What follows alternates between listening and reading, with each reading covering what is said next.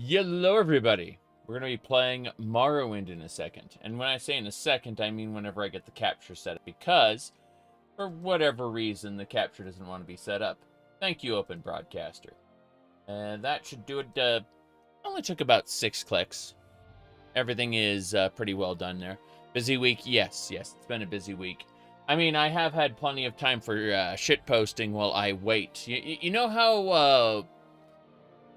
You ever had those situations where you need to hurry up in order to wait? In order to hurry up, in order to wait? Yeah. Fun. Anyway.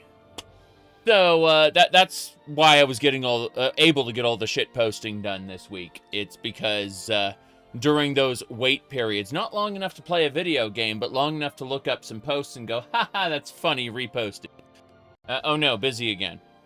So, that's been my week so far. Last, 2.5-ish days. Anyway, we're playing Morrowind today. I've gone ahead and I've copy-pasted the save file that it looks... Because you look over here and it's like, it's teeny tiny, but you can read this a little closer. We've only been at this for 132 hours and 10 minutes. That's barely any time at all. We're practically just getting started.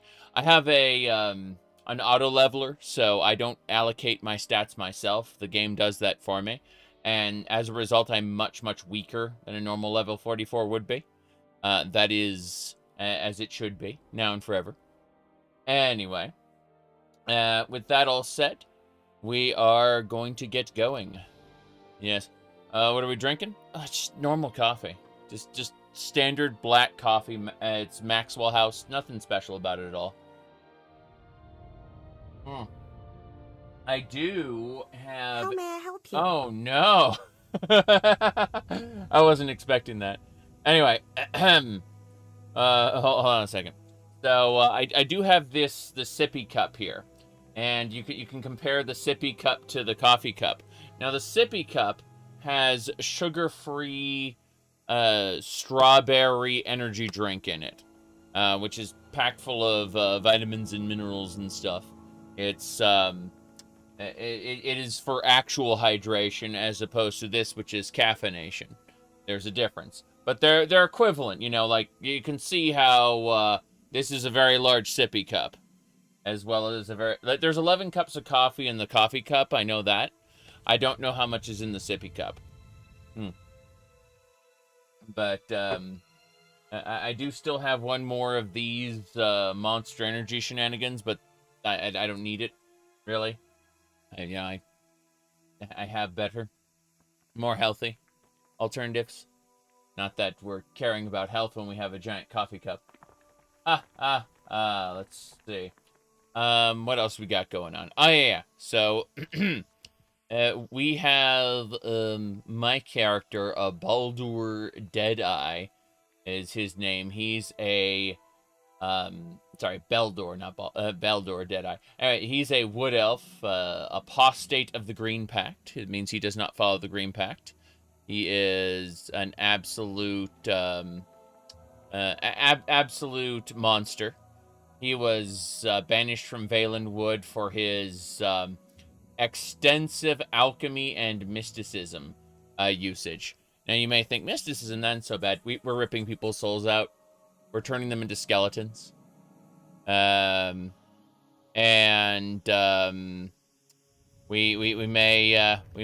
be a little evil. You look at his face, like you call him Deadeye because he's got literally the eye of the dead. It's that's not what that symbol means. That is a bad symbol. Yes, it is. He's a bad man. Anyway, as I was saying, we have Areldil with us, another wood elf. You can see she's taller than us, even if we ignore the obvious hair there. You can see how Bosmer males are a little shorter than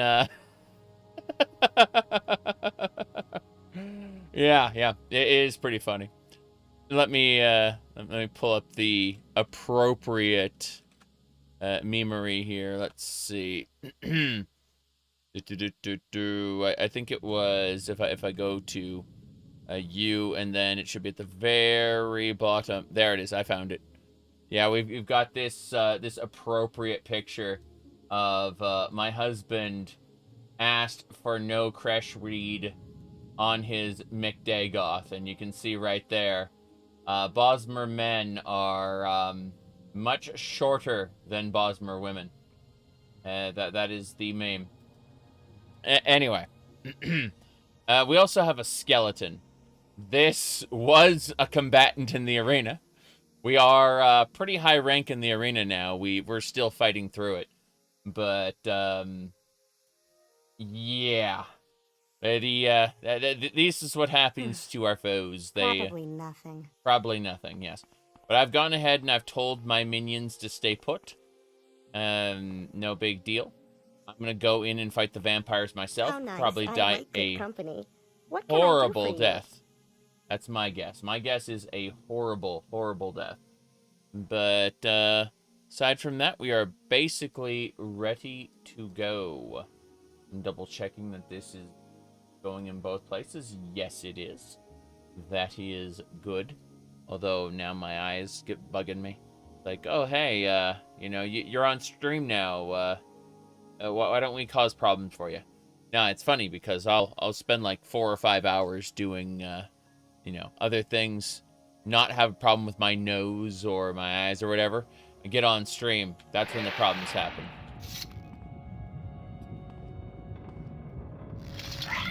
Oh, jeez. She's trying to hit me with her, bad... rock? What's happening? Oh, jeez. They're bards! Oh, no. I looted everything by accident. Oh, well. Is what it is, I suppose. Oh. Well, that explains everything. So, yeah, vampires. Lots and lots of vampires. No big deal, I suppose, but at the same time, grumble, grumble. What is this? This is a firebite sword. I think this is what the temple sent me with in order to kill vampires. I'm not gonna need it. Yeah, I've got 2 firebite swords. Very strange. A lot of arrows. Mostly I just need to use these silver arrows to kill the vampires.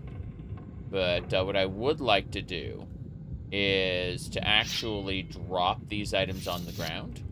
And the idea is that time purges corpses, but it doesn't necessarily purge items that you drop on the ground, as in, it doesn't in this engine. That is exclusively the domain of Oblivion and Skyrim. Now, you may think, well, does that mean you can just use the ground as your storage whenever you want? And it's limited in the vanilla engine, because in the vanilla engine, if you put too many things on the ground, it'll clean up all the things and put them into a bag. And for people who wanted to, like, build elaborate showcases of items and stuff, that is terrible. The OpenMW engine can handle basically an infinite number of stuff on the ground. But the vanilla Morrowind engine could not. You can still store as much stuff as you want on the ground. It's not that big a deal. I'm going to check something. Yeah, okay. I was just noticing that, you know, the over-the-shoulder camera, like, it centers when you pull out your weapon. But otherwise, it will adjust for the terrain so that your camera isn't clipping. I mean, sometimes your camera will clip, but most of the time it'll auto-adjust. That's a really cool feature. I think that's built into the... My eyes glazing over as I look at this. It's just camera function, yeah. You stored everything in a top secret room in Wayne Priory? Yeah. I mean, as long as you come back to that room, within a certain amount of time, it won't clean it up. In fact, the room might be marked for no cleanup. There are a handful of rooms that are like that, including your player homes. Your player homes are not, what do you call it? Your player homes are not cleaned up. Although the physics engine will reset, so if you try to like elaborately put stuff into display cases or on shelves, when you exit and enter in Oblivion, the physics engine resets and everything just flies all over the place. It's crazy. That's why, at least in Skyrim, I recommend a mod called Jackson's Positioner, where you, I'm sure something has replaced it in the years since I played. It's been a few years since I played Skyrim, by the way. But how it works is you can elaborately like move around previously static objects and basically make your own display cases, things like that. What I like to do is I like to make one of the Hearthfire homes, and then I will not put anything in it, and instead of like I'll just leave it as an empty shell, and then I'll populate it myself with stuff. And it's really fun to do, and you can take swords and shields and stuff and, you know, put them on the walls. Not through, like, a display rack, like Hearthfire used, but rather you can place them yourself. And that was great. Balmora Mages Guild. I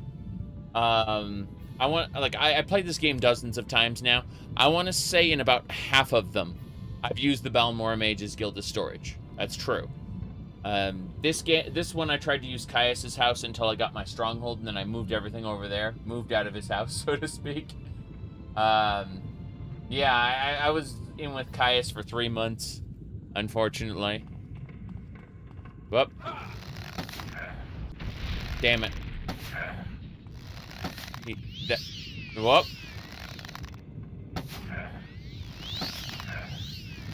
Damn. This guy's got heals. Alright, fair enough. I see I will have to try harder to defeat you. You must defeat Shenlong to stand a chance. How about a cruel flame bolt, sir? Damn. What the hell? Okay, he couldn't even stand one cruel flame bolt.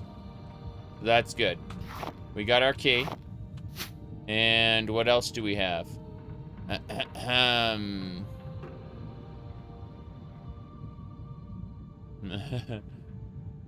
Alright. Let's see here. What else am I doing? Yeah. Shard blade. No, all this stuff is trash. It just gets dropped on the ground for now. Why are you littering this place? I want everyone to know what kind of a psychopath I am, just stripping these vampires naked. And, then moving on. PoE 2 to play as a lich, you say? I'm not really in the mood to get back to PoE 2 right now. I'm waiting for them to kind of shore up development. Maybe when they get back to leagues or they implement a few more features. I enjoyed what I played of the beta, and I'm glad I played it because I got a sense for how the game was, like, right then and there. Snap, snap. But I think I'm tempted to go back and actually replay Record of the Lodos War as the Diablo-like. Yes. April Fooled anybody yet? No. No, I'm not inspired to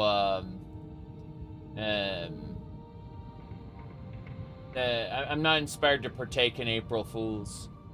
Instead, I just talked about a Japanese cartoon I watched with the wife, where this girl looks fucking awesome, and otherwise the show is kind of awful.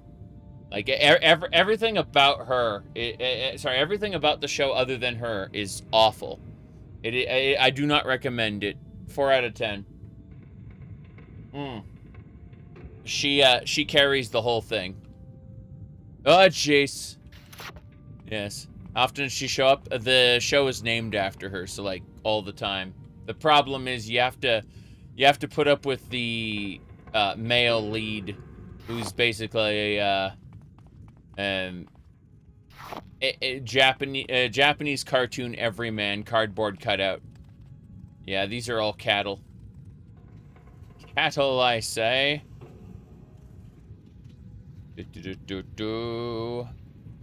Yep. Anyway.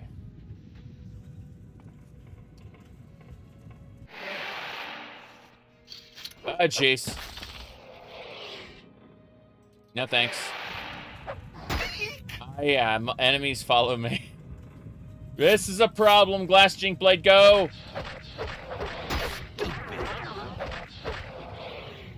Woo! We did it. Spider! Damn.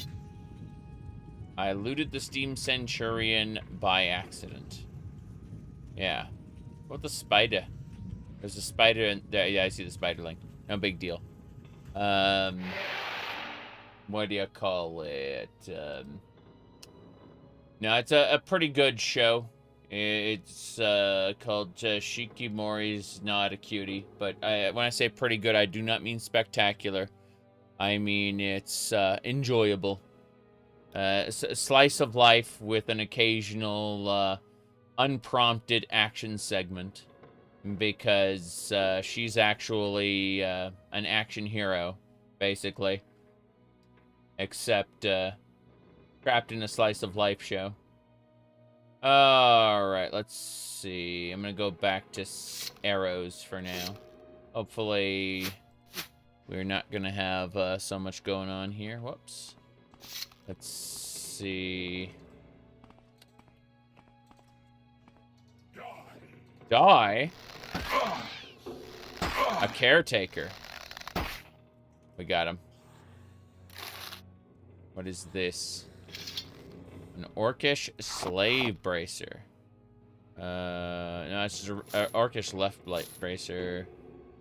Let's see what else we got. Considering this all. Let me see here. Steel mace. Sentinel greaves. Sentinel greaves look pretty cool, but... yeah, what a vampire. What a vampire. Do not need journeyman lockpicks. Only master ones.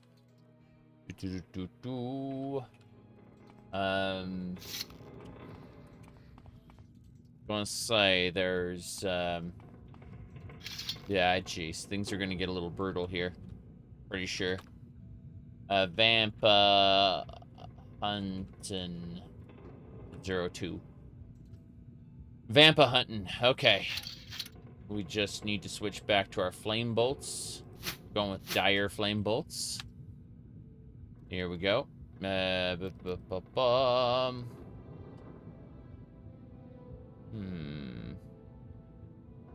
don't have anything to repair. Yep, Skywind is easy to install. I imagine it will be. We're hunting a vampy. A vampire. Whoop. No, thank you, Roberto. What a name. Damn. We got him. Rogue gear. Rogue gear, you say? Looks pretty fancy. I might want that for myself. But the vampire dust is good. And the viper arrows are also good. Okay. You recently opened OpenMW moddings with a complete overhaul list. Yeah, I imagine that'll be fun for you to play through, for sure. Okay. What else we got? Jeez. Got her. I like. Okay, so the cattle are considered monsters by the game. Like, what can this cattle do for you? I am cattle slave. Vampires. Vampires. I had strange dreams about them. So here's the deal. There's supposed to be one cattle in each of these spots, but because I have a monster multiplier mod on, there are up to 6 per spawn spot. Yeah. Mysticism. Mysticism is the school of sorcery least understood by the magical community and the most difficult to explain to novice mages. The spell effects commonly ascribed to the school of mysticism are as extravagantly disparate as Soul Trap, the creation of a cell that would hold a victim's spirit after death, to telekinesis, the manipulation of objects at a distance. But these effects are simply that, effects. The sorcery behind them is veiled in a mystery that goes back to the oldest civilizations of Tamriel and perhaps beyond. The Psijics of the Isle of Artium have a different term for mysticism, the old way. The phrase becomes bogged in semantic quagmire because the old way also refers to the religion and customs of the Psijics, which may or may not be part of the magic of mysticism. Okay. Good, good, good. Mm-hmm.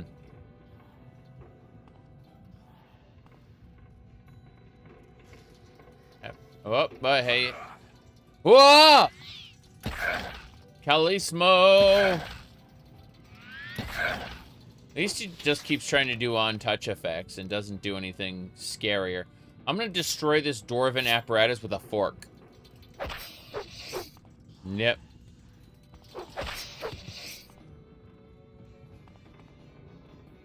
That is a big one. Okay, let's go from the fork. We're gonna upgrade to something more powerful, the Garden Trowel plus 17. Now, when I say Trowel plus 17, I actually mean Trowel plus 17, as in, like, if I go up here, you can see the details. It is I've upgraded this trowel 17 times. It is powerful and will smite anything that is not a Daedra or a ghost, because Daedra and ghosts are immune to normal weapons. Which is a trowel. This trowel, despite being powerful, reforged, is still only a normal weapon. Okay. As you can see, the Centurion cannot stand before the might of my garden trowel. This is the, whoops, so I'm gonna drop these real quick. Swimmer pipe. What else? Gyro. Which two, you say? I'm not horribly interested in the console, but I will end up picking it up after, I'll end up picking up the Switch 2 after it's, you know, I'm able to get basically a used one or something. I don't know. I want the Mario Kart, right? Obviously. Because my wife and I, we played Mario Kart since the Super Nintendo. But, no. No, I'm not a huge fan of most Nintendo products other than the party games. There is the, I'm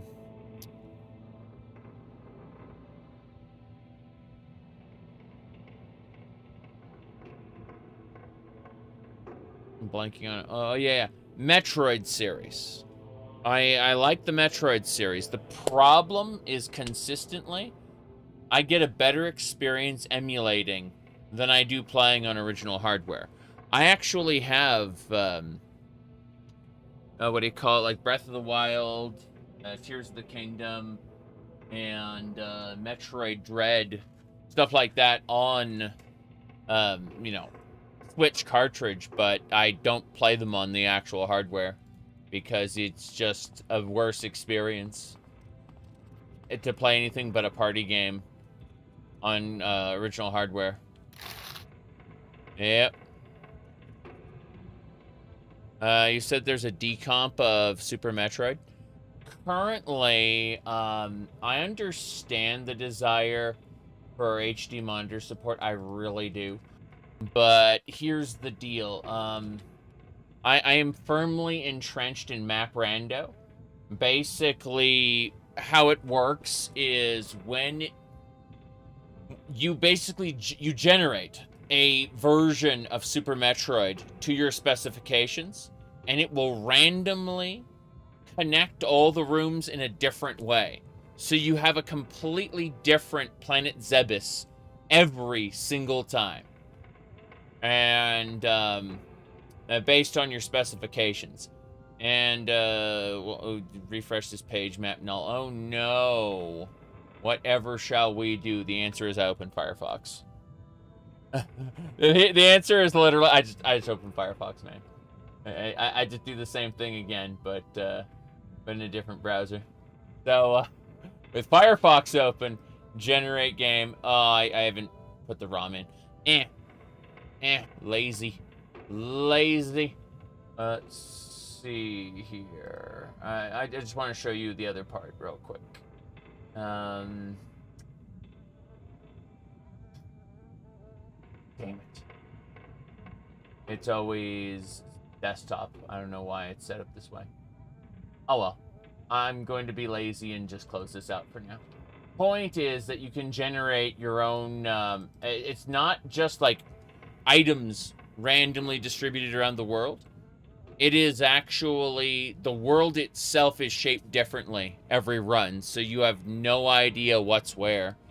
And I really enjoy that. I think the best way to really quickly show that off is to go over to my YouTube channel and really quick skim down here. It should be, yeah, this one right here. So, oops.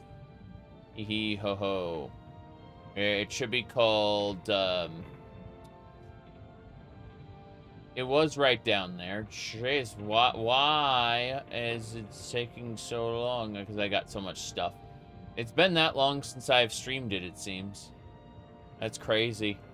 I mean, I had fun with it, but still, damn. Was it really before the last Path of Exile 2?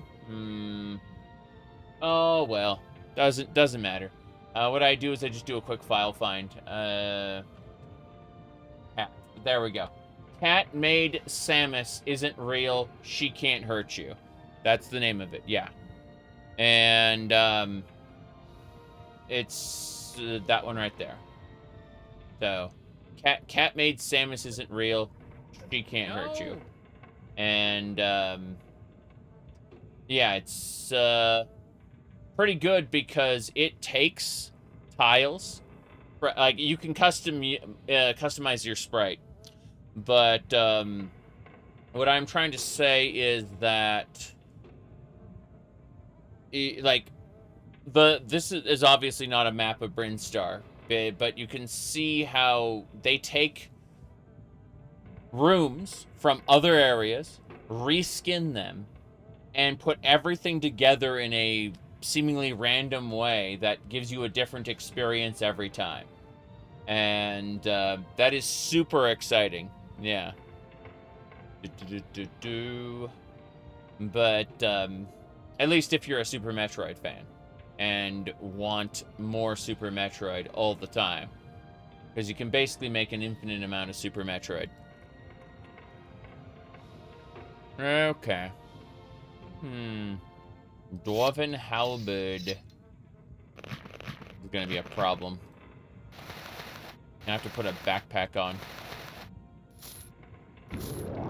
And then I'm going to have to really figure out how this junk works, I think. Yeah. We exchanged one of our pauldrons for a backpack. to carry a bunch more stuff.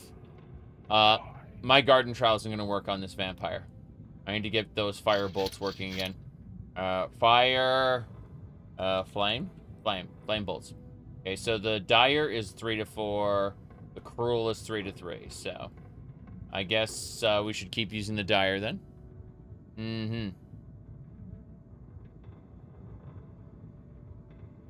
My goodness. Okay, here we go. Damn. What's happening with this guy? He's healing himself. I need backup. I need backup. He's trying to heal himself and he failed. That's really funny. Eluder? Oh, Eluder and Titania. What are these two? Hold on. So which one is this? This is a short blade. This is a unique short blade. Interesting. Got a little bit of a glow effect around it. I wonder what affects it. It seems enchantable. It's got a high value, so you can probably do anything with it. Wonder if it's considered a special weapon or a normal weapon. Did Square Enix made a post celebrating FF9? I don't see how they could monetize it very well. I think that their thing is Final Fantasy XIV, their mobile games, and Final Fantasy VII Remake. I think that's basically their bread and butter right now. What's this eluder? It is a short blade that uses Sanctuary on self when strikes. Sanctuary makes them less likely to hit you, which explains why I wasn't able to hit him worth a damn.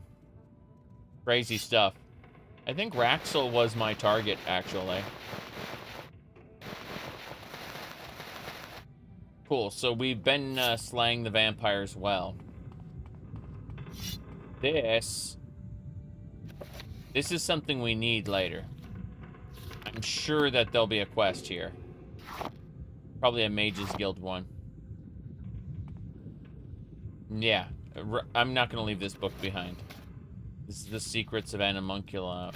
Yeah, so someone else is going to send me to this dungeon eventually, and I'm going to have the book in my house, I think. We're doing pretty well.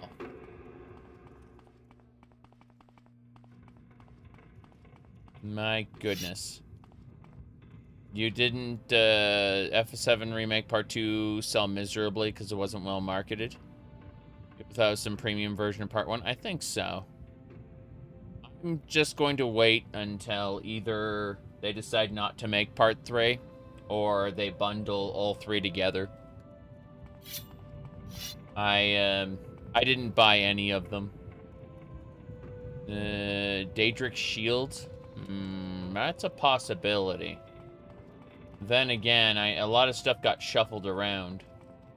I like how these Nord cattle are all... I mean, the cattle are all shuffled around and stuff. Wait, where's No Shirts?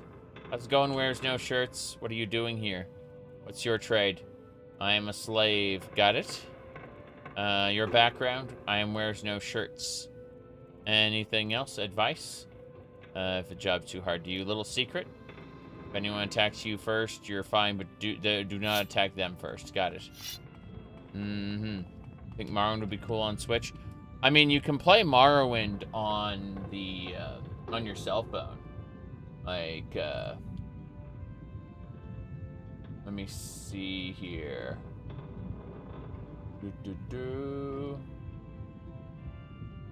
Looking at it here. Yeah, there's the APK for OpenMW. You can get the open source Morrowind engine, and you can mod the crap out of it. So you can play Morrowind on your cell phone with like Tamriel rebuilt and Project Tamriel and stuff. You just may need to turn the graphics settings down a little bit, but you have full control over it because it literally is a PC program that's just been ported to Android. So, yeah, open microwave. OpenMW-Android is the releases there, but there are others. Yeah. I'm sure if you find a good fork for it or something, it'll run well.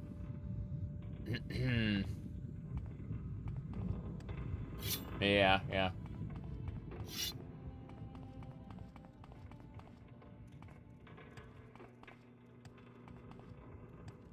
All right.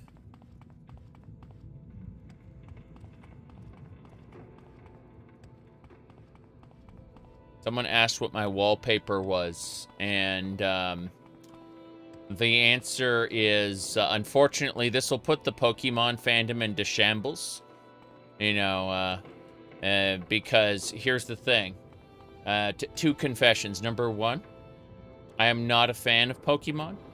And number two, I am attracted to adult women, not the children. So, you know. Pokemon fandom in shambles right there. That was a Nurse Joy. Yeah. Okay. Let's see, what do we got? Titania. There we go.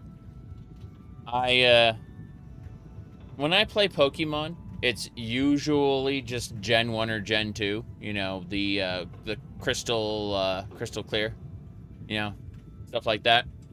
And that's mostly nostalgia and also what Crystal Clear does. Crystal Clear turns it into like an open world sandbox. And people go, have you heard about the new Pokemon? It's like, but I'm not interested in the new Pokemon. I just want to play this old game that's been modified. Yeah, that's it. How does what do you call it? Open microwave handle movement. I mean, you can use a controller, of course, on your cell phone, like an Xbox or PlayStation controller, but the reality is that it has a touchscreen interface. Yeah. Which... Hold on, you're asking which Nurse Joy is that? Lavender Town, Celadon City? You need answers. Yeah. Red, blue, gold, silver, and then crystal is gold, silver, combined into one game. And then it has... you can go to Kanto. Yeah. So, what you do is you, what do you call it? You mod it and it becomes crystal clear where you can start anywhere in either Kanto or Johto and travel around between this big interconnected world. And the idea of crystal clear is that all of the trainers, including the gyms, scale to your current badge count. So the more badges you get, the more difficult all the encounters become. And so it all just kind of scales up and allowing you to do the encounters in any order you want. And when I say it scales up, it actually increases the number of Pokemon the gyms have in their actual roster. In addition to all that. Nanos, thank you for the 21 months. Howdy. I see that it is not playing Release the Sadukar, at least not to me. That's unfortunate. Ah, well. My audio is a little scuffed today. I'm not going to complain about it too much, but, you know, mildly irritating. Let me see if anything else... No, there's nothing else. I think I just would have to repeat this there. You were young and lost the Pikachu that follows you. That's another good thing about Crystal Clear is you can have any Pokemon you want following you around. It's kind of cool. You can also choose from like 30... how many starters? Hold on, let me go look this up. Pokemon Crystal Clear documentation. I'm gonna go look at the doc because They're like, when you get started, instead of Professor Oak, it's Shockslayer, the guy who made the hack, and he explains like, read the documentation, you dumbass. And it's true. Read the documentation. But you can see these are the starters you can choose from. Let me see. Yeah, 30 different starters total. And the last run I did, I used a Ditto as my starter.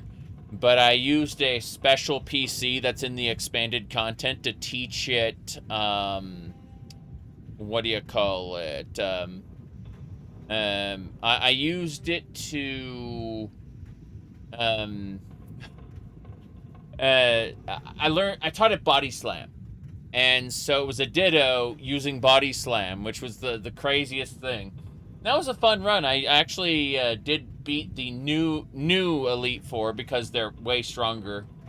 Had to actually go back and continue leveling up and then come back again because they kicked my ass something fierce. But my next run, I don't know when this is going to be, but I'm going to go with an Eevee. And I want to have a team that is all evolutions. So how you do that is you start with an Eevee.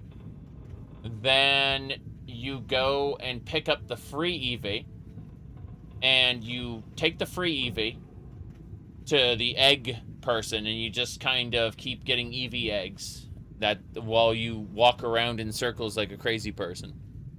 And then you have a team full of Eevees that you destroy the world with. Alternatively, if you only have one Eevee, you can get a Ditto in the forest, and you can make Eevees with a Ditto, because I don't know how that works. It just does.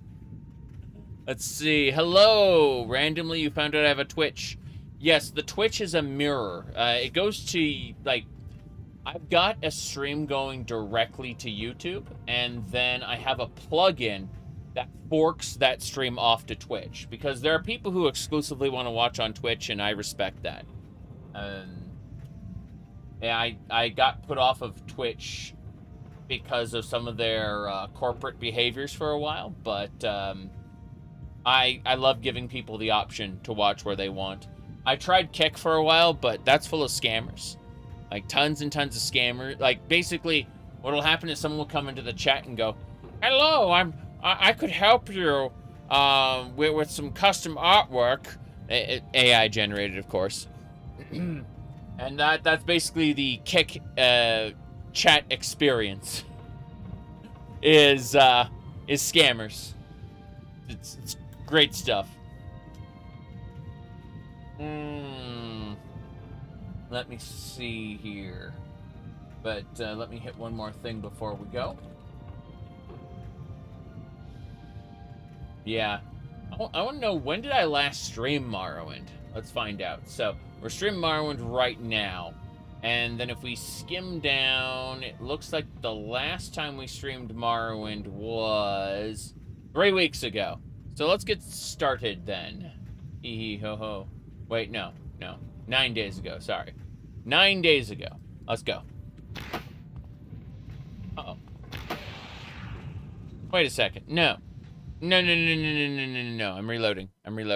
You watch me on Twitch because you have the Twitch Prime account and not YouTube Red. Makes sense to me. Okay, so I had a key, and that key is cool and all, but I want possible skill ups in my lockpicking. So what I need to do is use the Master's Probe, which I am the master.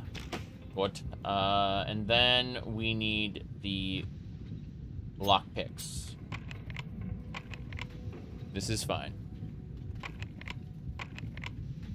YouTube app doesn't have a mini player. I understand that. My phone can put any video into mini play, but that's that may be something exclusive to certain phones. Oh, jeez. Die! Alright, for this guy, let's try out Titania, the sword I just got. Oh no, that will not do. That will not do. They just drained a chunk of my health. Okay. Excuse me. Yeah. Bow. Oh geez, not that arrow. Not that arrow. Flame. Flame arrows, please. Dire flame arrows.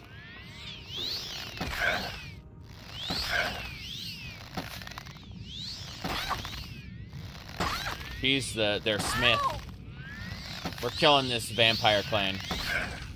Okay, they are hurting me something good. I'm impressed with their skill. They seem to be healing themselves and then backing up, and then they were taking turns, which was quite disturbing. Damn. So he just spam heals himself and then he comes in to damage me. Okay, hold on. I don't want the I don't want that. I need to go with that Flame Slayer's a long blade. Fuck off. Let's go with the Cruel Flame Bolts. And then we need my crossbow. My crossbow. Flame on. Yeah. I don't know what's with him. Like, these vampires are pretty scuffed with their AI. They did damage me for like half of my health, though. That wasn't very nice.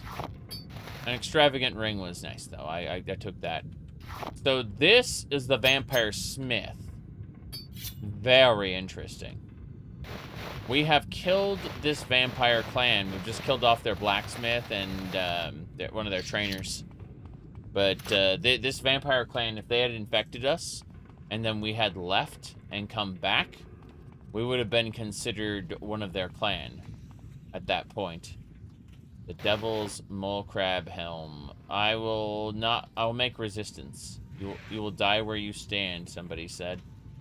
Do I have a bounty? No. No, they can't. So there's Daedric boots here. What else? Some salt rice. There's a heavy chest. There's all kinds of stuff here. Someone said I will die where I stand. I don't know who said that. So, it couldn't have been one of the bandits, I don't think. But let's see. I don't have a bounty. So whoever got angry at me is not part of the... doesn't have a high responsibility or whatever. They're... How can I help? I'll do what I can. Oh. Oh. I see. Face death. Face death. How can I help? I'll do what I can. That was very, very strange. Alright, let's go ahead and go to companion share. And we're gonna give her over a bunch of the stuff we picked up. I figure that a lot of these blades and hammers and... Stop sniffing me! Sorry. As I was saying... Oh, jeez. This is a dwarven elitist rifle. It shoots crossbow bolts at my enemies. But as you can see, all the vampires are dead, and we stripped them naked. We are going to go pick up that Daedric stuff, which is very, very heavy. Then we're going to hand it over to our skeleton, who will use it. Because our skeleton is permanently low level, unfortunately. I'm going to grab the Daedric boots. I will make resistance. Not today. Not today, he said. He said not today, and he started running away. What the hell? What is this? Silver bolt. Wait, what? Good. So that's it. Arg. Cattle has been defeated. Not today! I really don't get it. These Daedric boots are extremely heavy. We gotta, like, I can't loot anything else. I gotta take these back to the skeleton.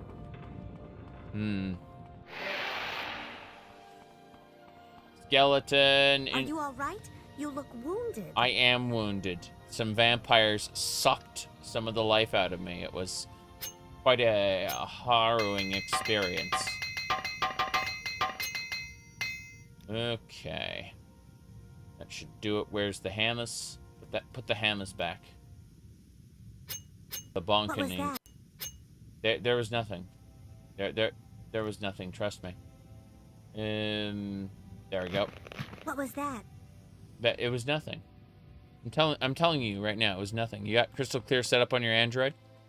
Yep, you would have never known about it. Yeah, it's an open world game, so you choose where you want to start, and then random encounters will be leveled to that area, but the gym encounters and the trainer encounters in the world will be scaled. You can also like repeat the Nugget Brigade and some other things as many times as you want to farm money if you need to. There are added areas, but those areas are tucked away. You know, they don't interfere with the original experience. You just find an extra cave somewhere and you can choose to go into it if you want, and that's like custom content. That, again, you have the 100% option to go through, not mandatory. But, yeah, there's a lot of optional extra content and features in it. I'm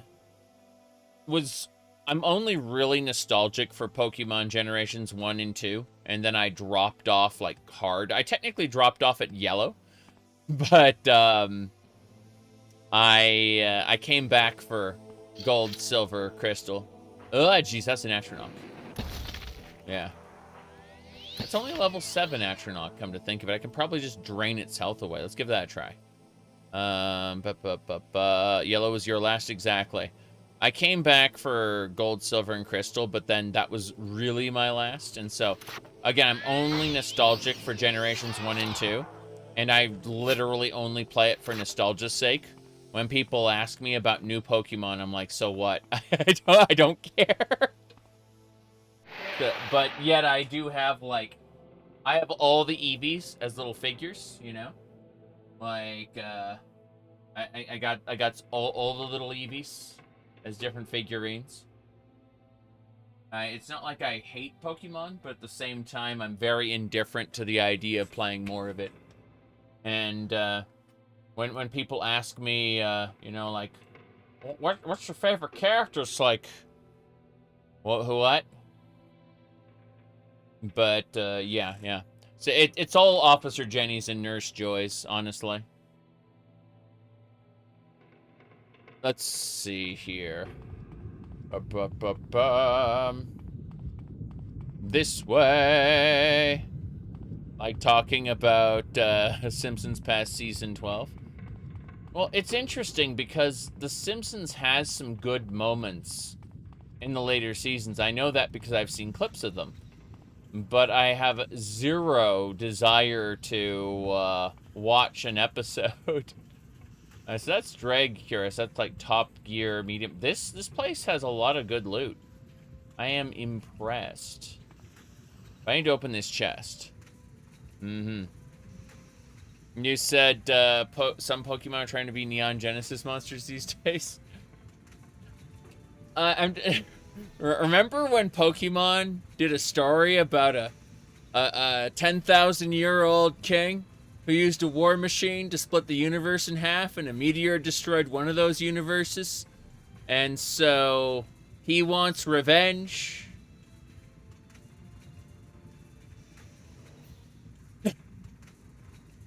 They did that.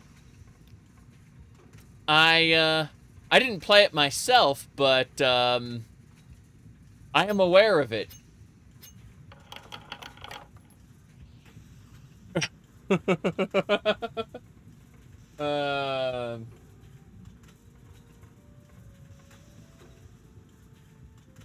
Hold on.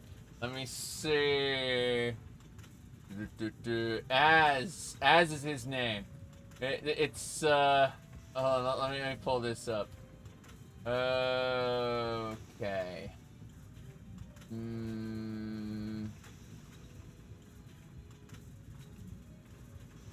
Okay. You see this dude here is actually a king from 10,000 years ago. This Pokemon trainer. Yeah. Let me click on the ultimate weapon article here. Hold on. Okay. So if you go over here, yeah, he's the ultimate weapon, and the ultimate weapon is a device used by Team Flare, and yeah, there you go. So let me see. There it is. That's the ultimate weapon. Yep. Hobo King.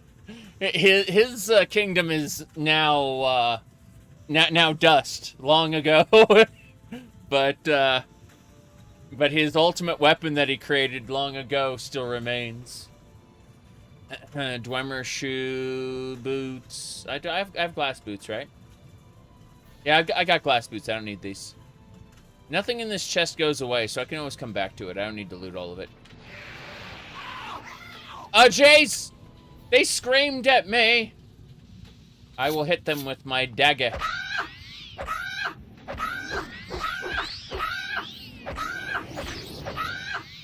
They do not like that, it turns out. It seems like they... Let's try a Viper Blade. Okay, they are too strong, it turns out. I thought maybe it was my stats that were impacted, but no, they're just really freaking super strong. Oh, Jace! No! I've been blinded! Okay. Alright, so they're too strong for my melee. Oh, jeez, Ancestor goes to the face. She gets caught in her restoration loop. I don't know why vampires are like this. But, yeah. Okay. Yeah, they were too strong for my melee. I had to use my crossbow to kill them. That was crazy. Yep. Anyway.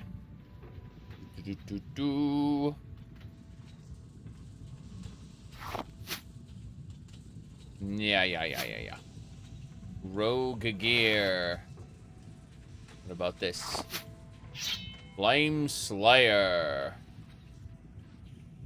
I need to use Undo Bonewalker. It's a spell I made. Should fix up the damage they did. Yeah, we're clean. Good.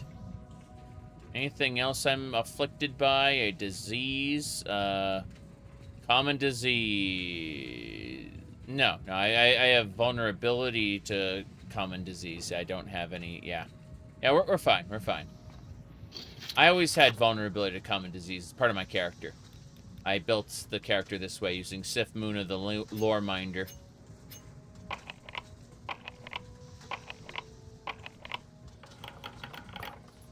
Wait.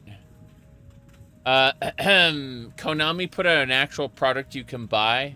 A Silent Hill 2 pillow. What? What is this?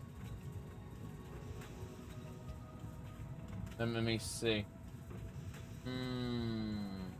White pillow. Your foot. That's. Why? I mean, I can see the text on it, like just barely. But yeah, so for $50, you can get a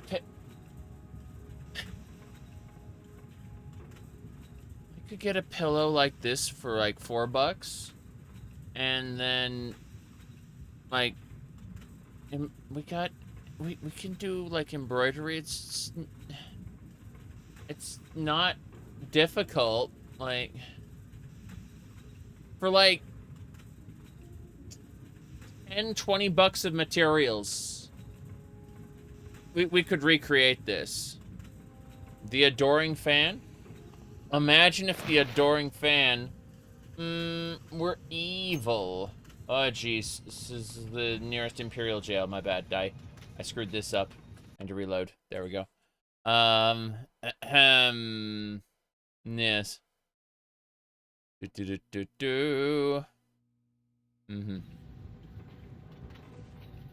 Me embroidery? Maybe. My wife's a big fan of it, and it is, I always take issue with people who don't at least try to take the time to understand their spouse's likes and, you know, hobbies and stuff. Like, I don't understand those people, why you would get married to somebody and, you know, not to at least attempt to take an active interest in their stuff, you know?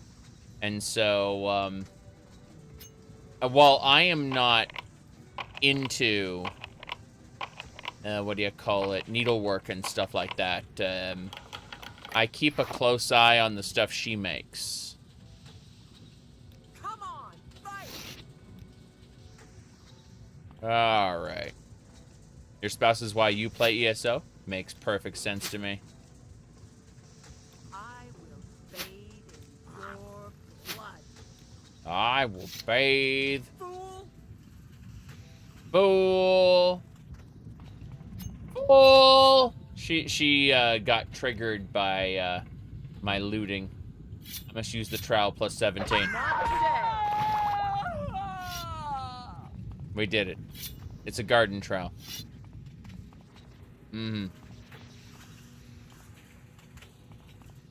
Think it needs to be respected more than actively interested? Yes.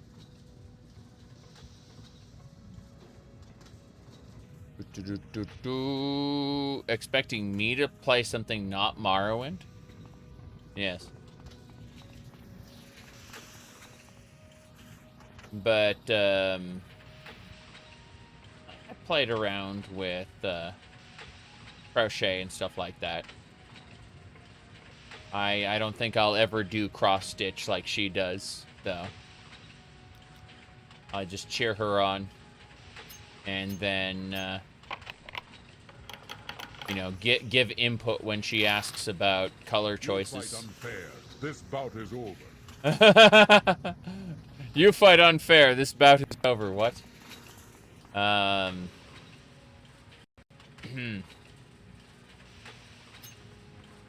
I've mentioned before that, for the longest time, she thought I had, you know, just bad taste in color. But it was actually, I have a very minor form of color blindness where I have trouble differentiating shades of blue. Different shades of blue just look like the same shade of blue to me. Like, they look the same. You know, the lady goes, this is the same picture? Yeah, that's me in different types of blue.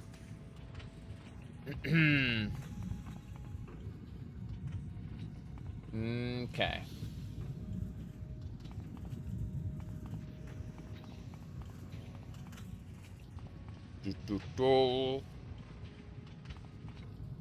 Doesn't affect, I mean, it's funny because you look at street signs and stuff and it's like, okay, well that sign, that's red, green, you know, yellow. I can, yeah. Sky's the same as the ocean. It depends, like, imagine you put, I'm told at least, like, what do you call it, cerulean on cyan. I'd be like, you might be able to hide an image in there if I don't tint the screen, but guess what? When I played Warframe, they have a scanning interface that like the default codec scanner is blue on blue, right? So I couldn't see the screen. Like I could not make out the game, basically. It was just like one solid color with some like shifty patterns. And I was like, what the fuck is this? And that's how I figured it out. That, you know, the longest time I just thought I had bad taste in color, you know. But no, it's interesting because I just tint my monitor. That's it. Like I have a you know the way your monitor has different presets where you can go to like cinematic mode or gaming mode or you know, a bright or earth tone, you know, whatever. Like monitors come now with these like default presets. I modified my preset so I have like a normal preset and then I have a quote-unquote gaming preset in the event I need it. You know, like that something is like just blue on blue. I can just straight up like reach over to my monitor here, and in about four button presses, I can switch it over to like a tinted profile, and then I can see everything. But that's it. Like, a lot of people have much worse color blindness than I do, in which, you know, like I wouldn't even call it blindness so much, but they actually need accessibility options in games. For example, in World of Warcraft, gold,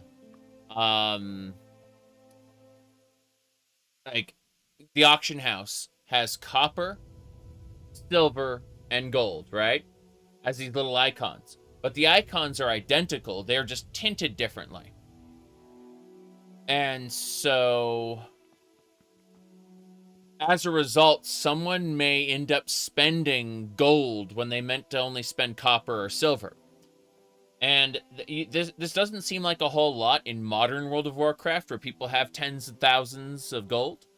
But back in vanilla WoW, when people, you know, were saving up for their, you know, their 100 ground speed epic mount, this was a huge deal, and it might set them back. You know, they did eventually create that like a thing where instead of truncating it and just having like a single icon, it had one copper, one silver, one gold, or whatever, you know, like they had different places for it. And that's how modern WoW does it. They kind of changed up how the auction house readout works so that it no longer tricks people who can't tell the difference between the icons. How can I help? I'll do what I can. Follow me. We've killed Raxel. We're getting out of here. So, anyway, accessibility options are huge for some people. They, I showed that, I showed off the Final Fantasy XIV accessibility options and showed that I only needed to do a 15% modification to colors to see the blues just fine. But for other people, it's a lot more severe and could prevent them from playing games entirely.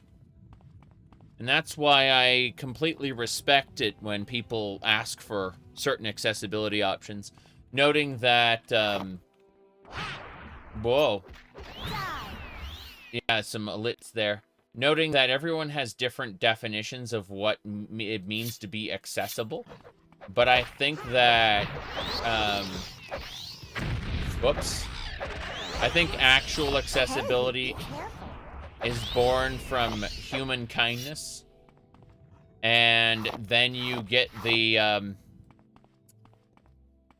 fake accessibility, where it's a quote-unquote easy mode, so that as many people as possible can play your game. What ends up happening is they will make games where the base where quote-unquote normal difficulty is actually easy. Easy is brain dead, and what do you call it? Hard is something approaching normal, right? You said a marketing ploy? Yeah. unfortunately, Corpo Slop is going to be Corpo Slop, no matter what color you put it in. That's something that pissed off a lot of people back when the Twitter jockeys were just starting to complain about video games more than usual. They would point at some aspect of the game that they didn't like, you know, a particular character who they thought was maybe a woman who was too masculine, or you know, something along those lines, right? And they would hyper focus on that as the problem, when in reality, Corpo Slop is going to be Corpo Slop no matter what color you make it, right? Even if it didn't contain that one aspect that they were hyper focused on, the bad game would have still been a bad game, because that's what's being made for the most part, and it's not. It's mostly due to a desire to try to get the max amount of new people to purchase a product. See, what I'm saying is that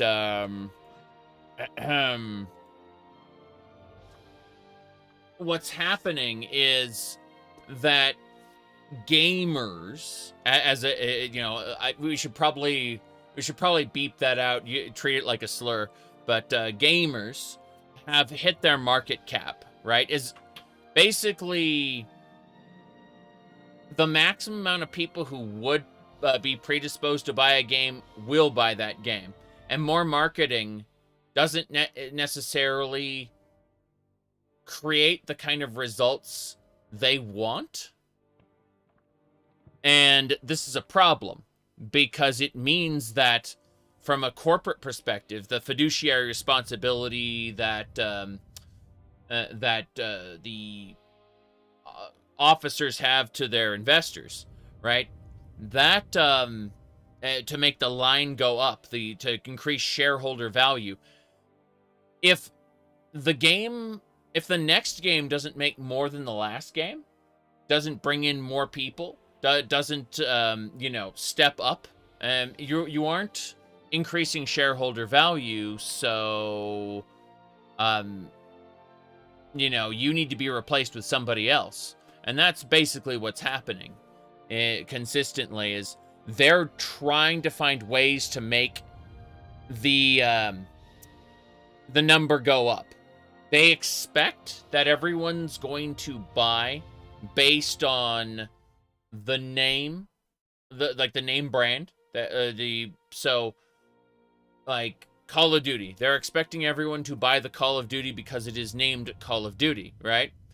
But then they need to figure out ways to bring in more people. You said to add battle pass and loot crates. Well, I mean, they've already done that. That's something they've already done, right? So, the thing is, how do we get more consumers than we did last time? We have this loyal base, and they will buy it no matter what's in it at the moment. Like, we're not thinking long term. We're thinking in quarters, okay? In financial quarters. We're not thinking about, like, for the future forever. So if we're going to, yeah, we might piss off this base of people, but we need to get more people. Like, we would need them plus a new group of people. And that's what they're trying to do, is they're trying to convert people who aren't necessarily part of the core audience. Let's not fight the elites, actually. Let's start heading back. Let's start heading back, shall we? But, yeah, that's basically what's going on, is, you know, when, I'm not against diverse stories with diverse characters. I'm just saying that these aren't being introduced for an artistic reason. They are being introduced as a ploy to try to draw in larger audiences, expecting that the existing audiences are going to consume product. They are trying to bring in new people. And so, because games have gone from being mostly artistic endeavors that also made money to being money-making endeavors that contain a little bit of art, it's it's putting a lot of people off of newer games. And unfortunately, they're, it's just, people have a right to be kind of pissed off at modern gaming. It's just that, for the most part, people will point at symptoms of an illness and claim that those symptoms are the,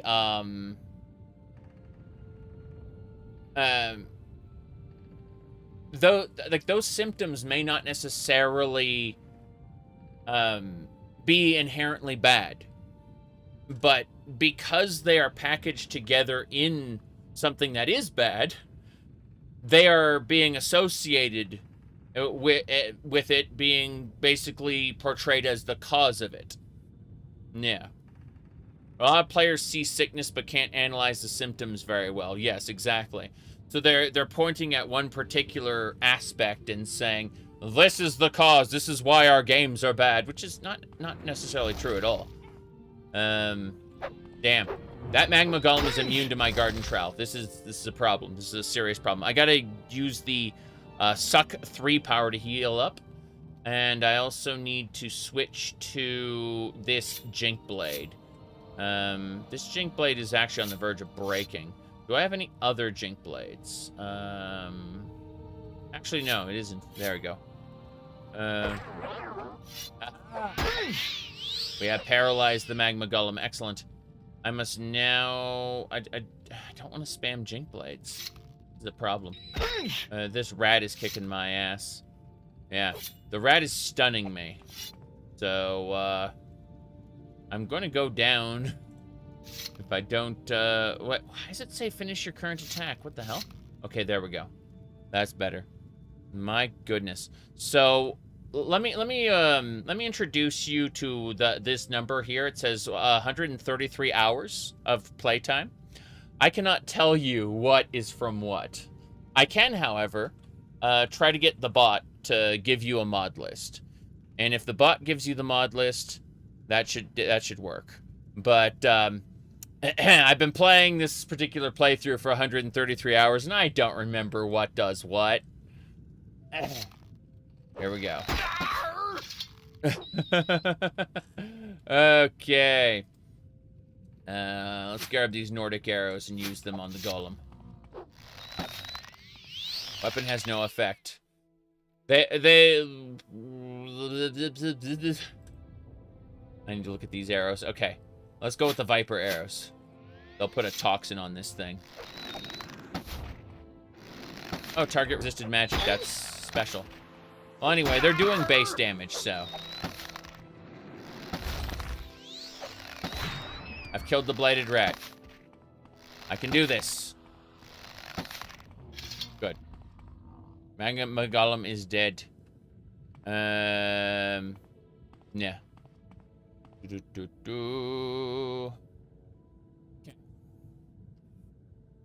Okay.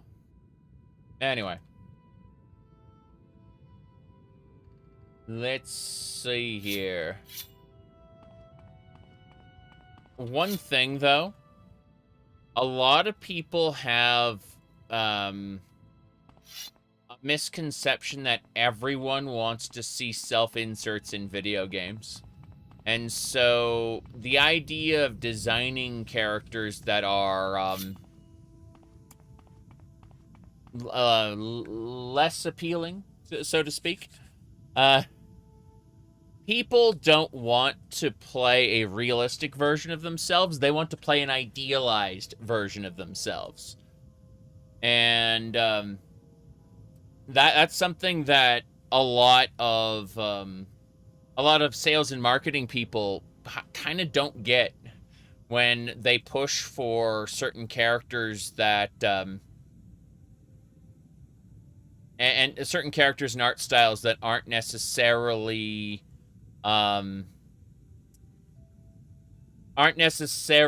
appealing, you know? It's the idea that, whoops, everyone wants to play a self-insert, you know, and the vast majority of people do actually want to play some form of self-insert. The problem is that, again, people want to play an idealized version of themselves, not a realistic version of themselves. And that misconception is leading to a lot of choices made by, again, not by artists, but by sales and marketing people that then create underperforming games.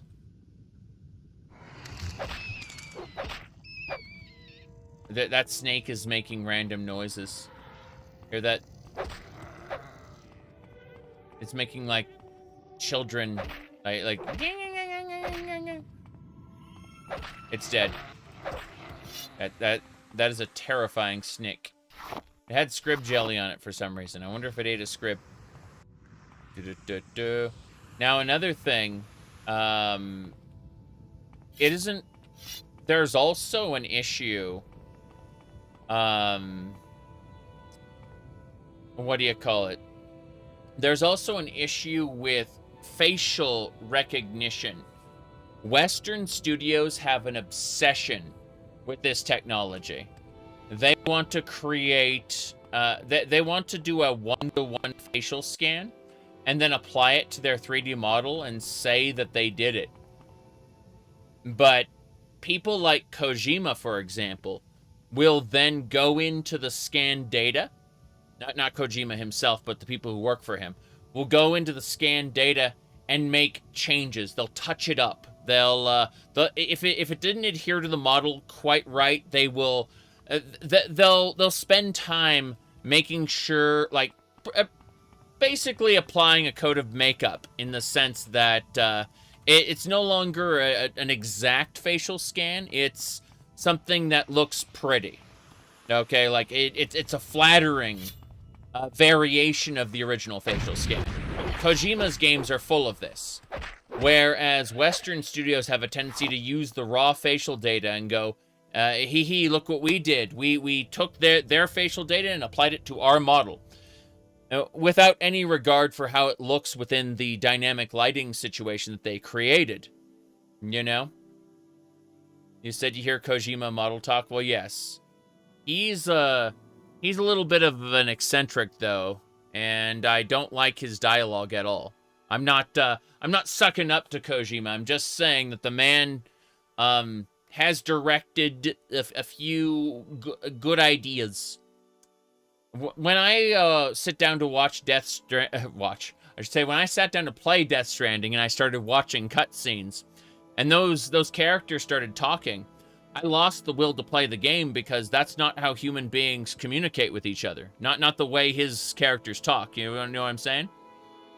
So I'm not sucking up to Kojima. I'm just saying that as far as modifying existing models go, like scanning the facial data and then making sure that that data is modified after the fact in order to not necessarily 100% represent the original the original data, but rather to pretty it up.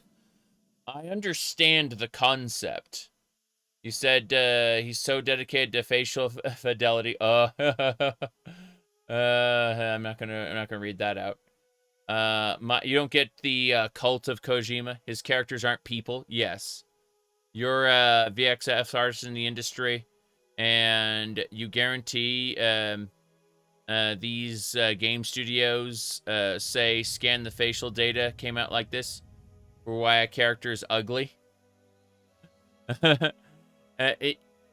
Yeah, that's what I'm saying. Like, the facial data came out like that, and that's why the character is ugly, you know? You always thought Kojima was a hack? I think he has some spectacular ideas. I also think that, much like a George Lucas, maybe he needs someone else to help him filter those ideas. And, because he's not doing that, maybe things aren't actually enjoyable. I don't think that anyone could have made some of the Kojima games but Kojima. I'll say that right now. But I do think people over-exaggerate his talents as well. I think both are true. Alright. Let's see. You're saying that you believe altering the scan data to look worse in the West? Huh. You said you work with scan data that is not different from the real person. It's identical. I think that oops, hold on. I think it's interesting because factual studios, like what do you call it? Movie picture studios are using Unreal Engine. So there is no excuse for why this should turn out poorly other than some part of their process is bad. Specifically the game studios. And it has to be in the humans operating the software. There's no getting around that. But wait. Hold on a second. Morrowind is equal opportunity ugly. You don't feel the need for video games to jump into that uncanny valley? It's okay for things to look like a video game? Yes, but at the same time, Fork Knife is, I'm starting to get sick of games looking like Fork Knife. Fork Knife. You know what I mean? I'm starting to get some fatigue there. Okay. I enjoyed the original pre-Battle Royale Fortnite. But now seeing so many games use that same style, I'm really feeling the visual fatigue on it.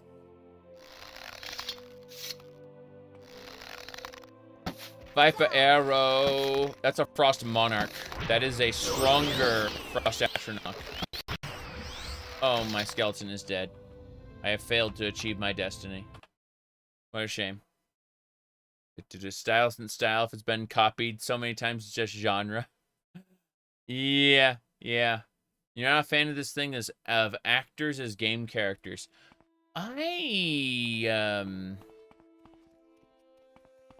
Wait, you said we need ugly representation. Most people don't want to look ugly, and that's why models exist. I think that occasionally having an ugly character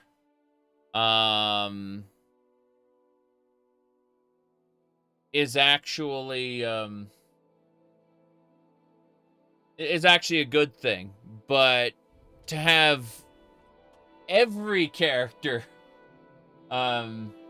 be some form of uncanny is no. I think it puts people out of it. Yeah.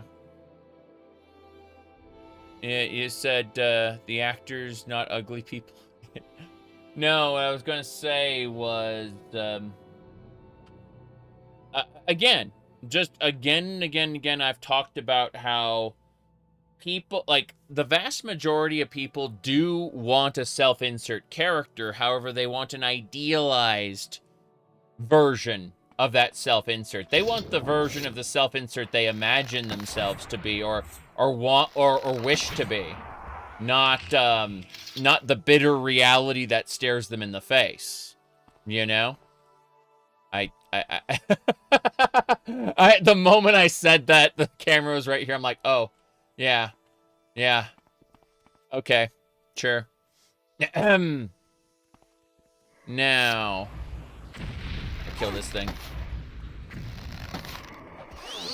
Bone Golem is dead. Geez, the Frost Monarch's gonna kill us. Okay. That was a last Coyote. Mm-hmm. Ba-ba-ba-bum. I don't actually play self-inserts all that much. I usually like absurdism in my characters. That's why I got the adoring fan here. The adoring fan hair here, I should say. And, let me see. Let me pull up some more examples. If I go to my pictures folder, because I know I have a fair number of shenanigans. Let's see. Absurdism. Self-insert character. Yeah, role-playing by yourself is a form of intellectual masturbation. I said that, like, close to 10 years ago on camera, and it pissed some people off a hell of a lot.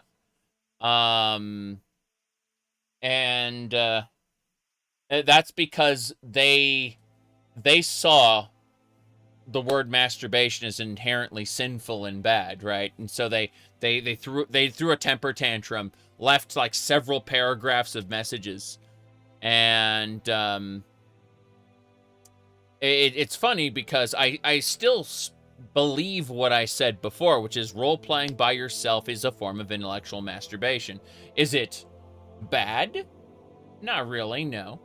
But it is something to consider. You know, what role-playing with other people is a social exercise. But as I said, I like absurdism in my characters very often, you know. My Oblivion character here, let me scroll back a smidgen. My, what do you call it? My Morrowind character, obviously. What else we got? Like, did you know the symbol on his face is not actually a good symbol? It's, you know, I use that to kind of show off that he is actually a bad person. Yes. Now then, we go over here. Let me skim through this. Here's Absurdism, my Warframe character. You know, he's a void monstrosity, not really a person. Like, you can see inside his eyes, there's like 3 layers of pinks and purples in his eyeballs. There, you know, there we go. Like, you can just kind of make it out how busted it is. Yeah, Gordon Freeman's looking good. It's true. Gordon Freeman's in Warframe now. He is part of the 1999 content. They got permission from Valve to use him. Let me see. Hold on. I'm gonna pull up some other shenanigans really quick. I know I have something else. I have other shenanigans here. No. Oh, that's sad. I was looking for my Monster Hunter character, but I don't have it here. I think Gay Ben, yes. Gay Ben at valvesoftware.com. Let's see. You see a lot of people who are... Oh, the Final Fantasy 14 character? I mean, when we start getting to my Final Fantasy 14 character, that's where things... That's where things fall off the fall off the rails, so to speak. You know, if we pull that up, yeah, that's my Final Fantasy 14 character. I went absolutely off the rails with that one, specifically with my healer, tank, and DPS roles. Yeah, he is a man, a manly man. Anyway. I was looking for something a little more grounded than that. Let's see. That's, when passers-by go, what distro are you running? Pop OS right now, which is a, it's basically Ubuntu long-term support. Not a big deal. Yep. Troll-lol-lol-lol.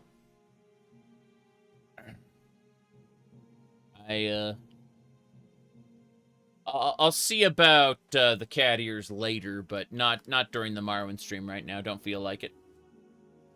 I had these on for a business meeting, and it's just just more convenient to not change them. As far as you said, nice Pokemon wallpaper. Yes. People asked me. We call it, what was my favorite Pokemon characters for fan art. And I had to explain that it was not animal or child, it was adult woman. And, you know, explaining adult woman to Pokemon fandom is, well, you know, very difficult, very difficult. Anyway, let's get going here. We are going to Viper arrows there. Yeah. Ahem. This way.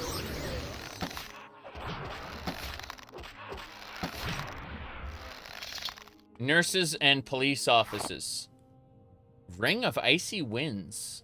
Icy Winds, hold on. What's this? Ring, oh. Oh. I see. I understand. Okay, then. 2 rings of Icy Winds. Frost resistance 30% and fortify speed. I am very hurt, but that double is it double fortifying? It is. 97 speed to 112. Okay. Wait, what is... I don't think I have anything that uses speed, do I? Do I? Light armor. Okay, so my light armor is governed by speed. That's it. I also have athletics, but that's down at 59 right now. What a shame, what a shame. Does your wife pick your wallpapers? No, but she does comment on them when she comes by. We got, here, hold on, let me bring up the second camera for a moment. I haven't calibrated the second camera. It's actually turned off at the moment, so give me a second, because I want to bring it up. So if we, visual capture device, cam 2, and then I go over here. Wow! Jeez. I looked at that, and it was, like, brighter than 1,000 suns. Awful is how I describe it. Anyway, give me a second. I need to turn it off from Aperture priority mode to this. And then I need to... Okay, that's better. I just need to turn it over to emulated. Oh, almost there, almost there. The second camera was like completely turned off. I'm just trying to recalibrate it real quick. Okay, I think it's calibrated enough. So if I go over to my second thing, I just need to make sure it isn't screwed up. Yeah, this will work. This will work as is. Okay, so I go over to my side camera here. This is her chair. Her gaming PC is right over there on this wall. And so we're very often in the same room in that sense. Like, we got some pretty big space here, you know? Like, lots of room to maneuver in. But her computer's on that wall over there. And so, like, whenever I show off a... whenever I show off, like, a wallpaper, this specifically, like whenever I show off a web browser or anything, that's on a television on the wall up here. So this is visible to the entire room, including the space back behind the green screen where there's like a couch. Like the green screen's on a series of rollers, and I can actually pull it back so we can sit on the couch back there and watch the TV here. Obviously, we would turn it to television mode instead of this, but no, it's pronounced on the wall, visible to basically everyone on a big television screen. All right, so My wallpapers are cycled through audio magically for the most part, and then occasionally I will change one out, like pull one out of the rotation or take something that's in a random spot in the rotation and I'll like bring it up to the top. If I don't do anything, it'll automatically change randomly after a certain amount of hours. But I will occasionally just take something and, you know, bring it to the front. Let's see. I need to actually recall. I'm hurt. I'm over encumbered for the most part. Yeah. We just got way too much stuff going on. I need to recall to Molag Mar. We're going to do that right now. Do I have Molag? Yeah, Molag Mar region. Hopefully. Hopefully that's it. That is not it. That is very not it.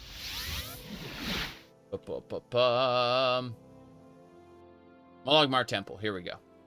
That's better. We rest here. Now.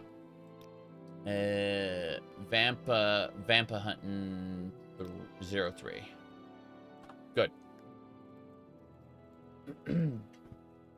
But yeah, I've got a nice big spot almost exclusively for gaming. I'm responsible for cleaning this location here, so sometimes it does get a little messy. There is a trash can behind my behind me and a pile of bottles. Those will be going out. The bottles specifically will be going out tomorrow for whatchamacallit, recycling. But why I don't just toss the bottles in the trash can, because we actually try to recycle them, even though I know in my heart of hearts that most recycling ends up in the landfill anyway. I allow myself this delusion to believe that I am slightly contributing to, you know.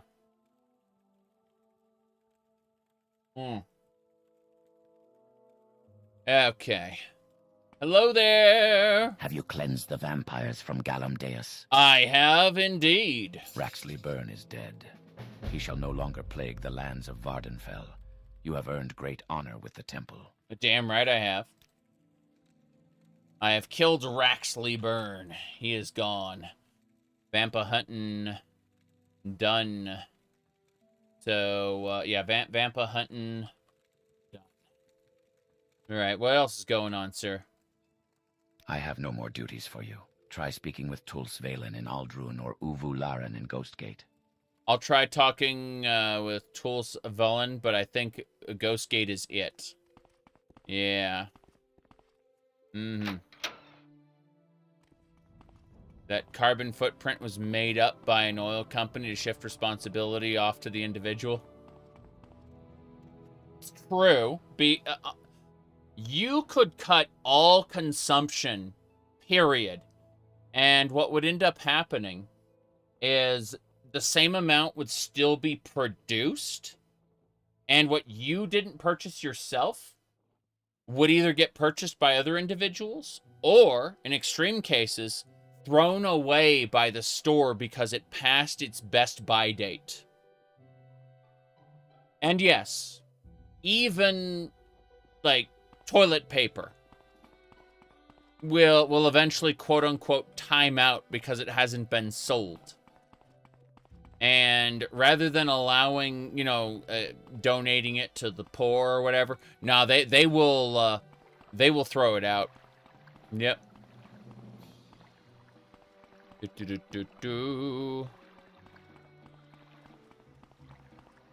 But yes, as I said, I will allow myself this delusion, and I actually recycle. Let me see here. Didn't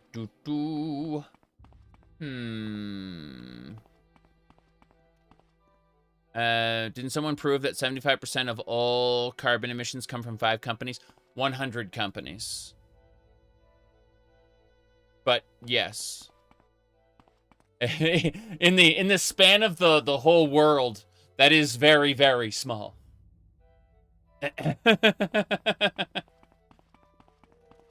Where would you like to go?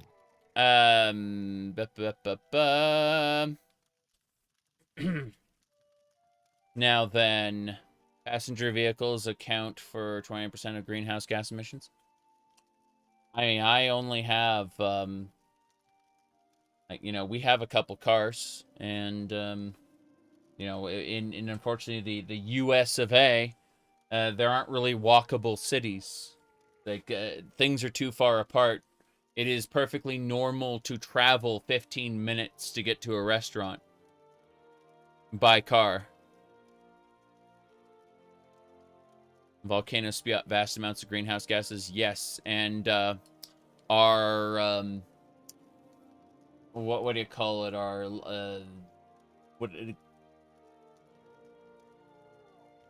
our farming, specifically cattle, account for a huge amount of it as well. Yeah, plants love CO2. It's a shame that they're cutting down so many of them in the most dense regions of the world. It'd be nice if there were a concerted effort to replant instead of building farmland there. Yeah, the issue isn't that necessarily that we're getting more CO2, although that may be an issue unto itself. The issue is that we're also losing plants at a dramatic rate. So it's both problems simultaneously. Coastal cities don't love CO2. True. I'm just saying that the two problems are happening simultaneously.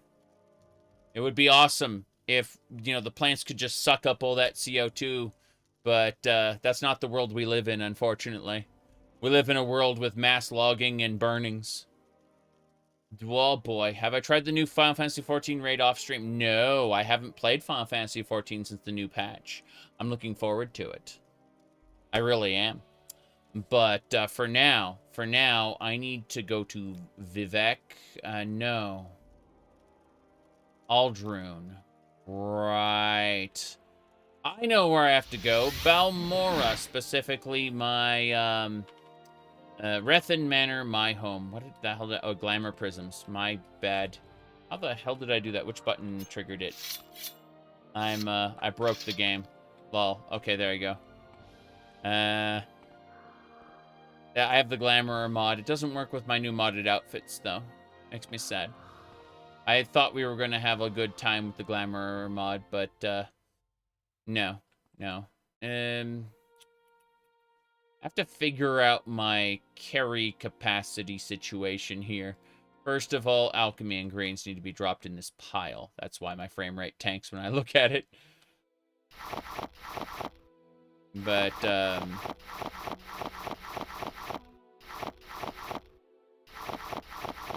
I haven't touched Final Fantasy XIV since the new patch.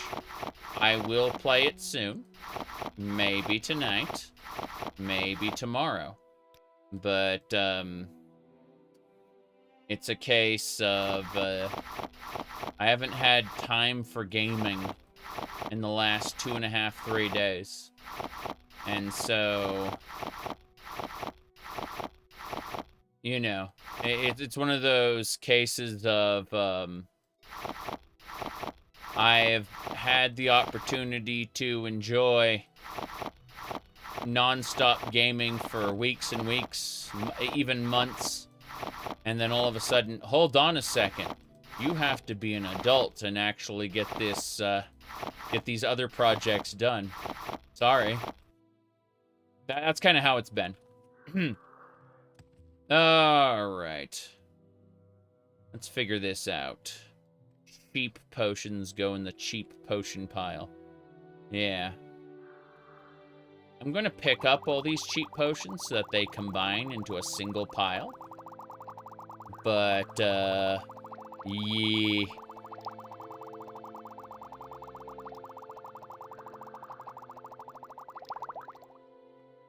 It's honestly pretty fulfilling. But I totally get why, having to do things besides the things you want to do Let me see. You did your taxes. Let's play the Fallout New Vegas clip, shall we? It's I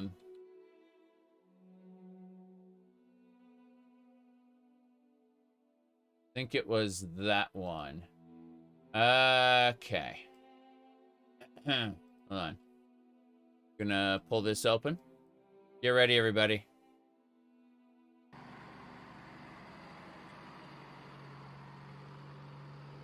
The Brotherhood on the cross. Been a long time since I've seen the kind of work you've laid down today. A damn long time. I'm getting out of here. What is all that? It's taxes. The men finally paid their taxes. Where are the wounded? Why aren't they on the trucks? I don't have time for this. Since when is tax greater than human life? Since forever. Now stop stalling. Get out there and do your fucking taxes already. Sheesh. Okay. There you go. So...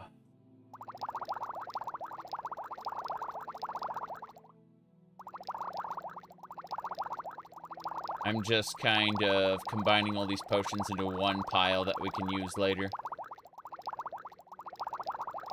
The cheap potions don't matter. You can see how my inventory, my carry weight is decreasing in proportion to getting rid of these goddamn potions. Yep. Oh, jeez. Yep. Exactly.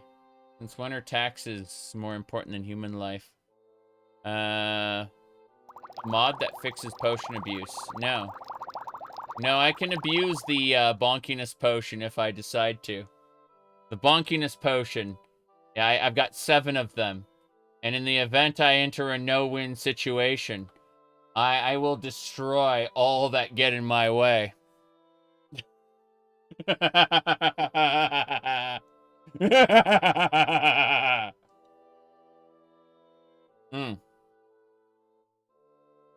Okay.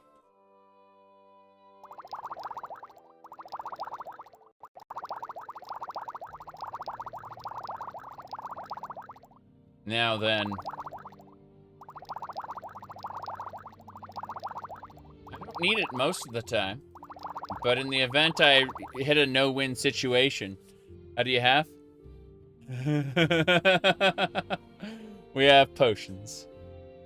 Never tried making a 5k levitate potion? That would probably be a mistake. You probably couldn't control your character very well. Fortify Magicka. Yeah, these potions need to stay put for now. We're gonna do this. Telekinesis. Yeah. Well, yeah, these potions are super heavy. Fine, though. 31 freaking standard restore health potion. Jace, that's what was weighing down heavy on me, it turns out, was potions. Anyway, we're creating a single pile for all the potions. That's what we're doing. A single pile.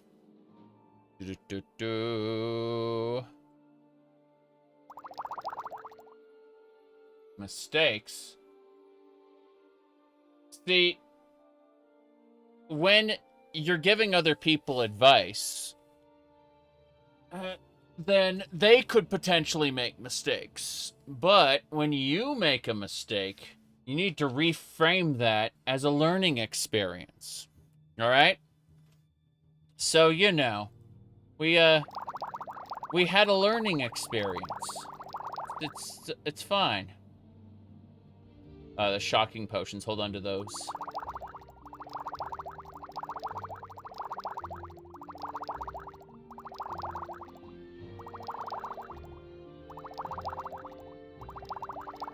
Remember, fortify, okay, 2 fortify strengths, 1 fortify magicka. Let me see, cure blight disease. We don't need 7 of those. Yeah, there we go. Okay, cool. These are my potions. Yes. The key to giving other people advice is to not even consider whether you would follow that advice yourself. Ah.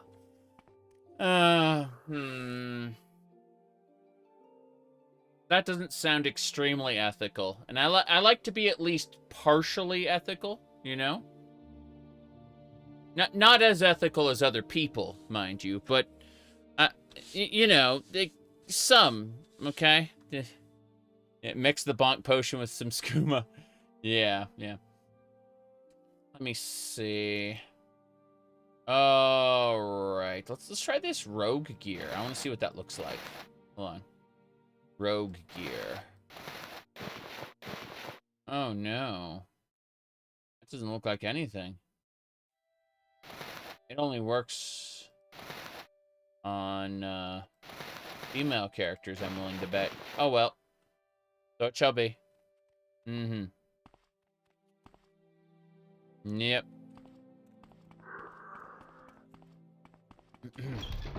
Remember everybody. Anytime you give someone advice, you say, or so the saying goes. To lift the responsibility off from you to whoever else gave you that advice. All right, let's get going. Now then.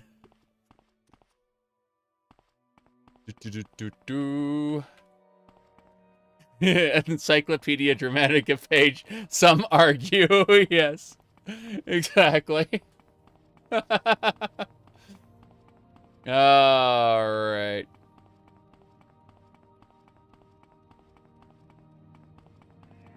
When you say Shale Groth would say, which Shale Groth are you talking about? There are so many Shale Groths at this point.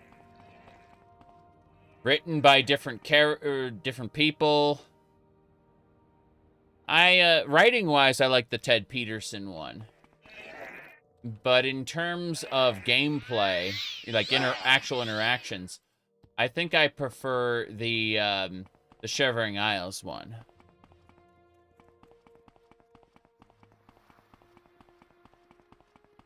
Shale Goroth has simultaneously said he is not a god and that he is a god, depending on your depending on when you interact with him. Okay. I drained the health out of some butterflies in order to regain my strength. Very silly. I don't need this backpack anymore. I'm gonna put on my pauldron again. There we go. That's better. Who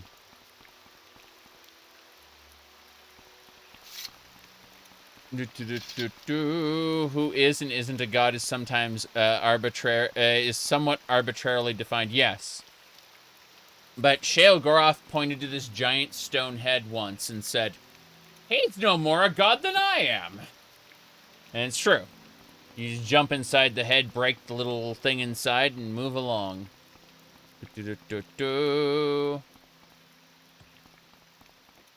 The literal gods of Oblivion. Okay. It's King of Worms ending Daggerfall. Here we go. Yeah, we got it. Let me dive into this place real quick. There we go.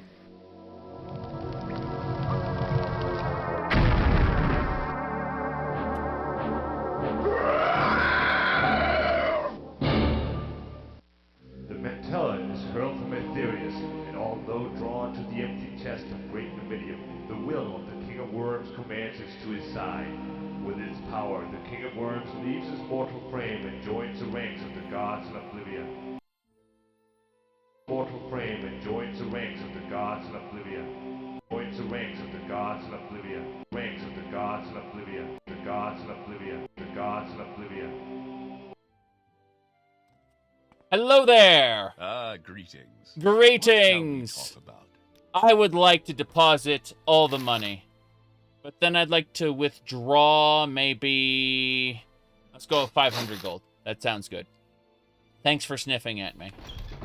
Alright, let's get going. So... what do we got?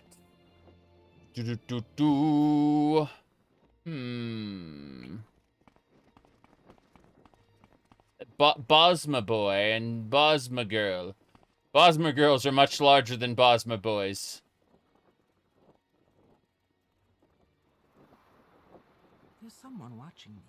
I can tell. Stir the weak wheat until soft, and the marshmallow. April 1st? Now, the only thing I did about, let's see. I think, ooh,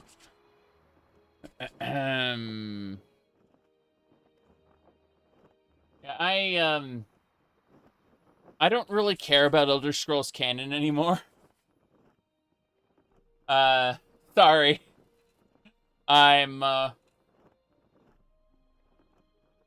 enjoy the games. I enjoy talking about the stories. But, arbitrarily defining what is or isn't a god by which pantheon, that is... anything that has divinity, where it literally, is no longer mortal anymore, and has its own realm, is probably a god. Whether or not people, other people talk about it. Shalegroth said that in Daggerfall, by the way, so, you know, everything's out. Everything's out. Nobody knows. Let me see here. You said, I'm dropping Todd Howard quotes. Honestly, it's Todd Howard and Emil and everyone else. Is kind of why I don't give a shit about, he said, aliens worshipped a mix of Aedra and Daedra. Yes, they did. Absolutely. I said canon is like a Lego castle. Yes. Absolutely. No. In terms of, like, April 1st, I didn't do jack shit. I posted about this Japanese cartoon that my wife and I have been watching. This particular awesome character. But that's about it, really. That's all I've been up to. Now, see.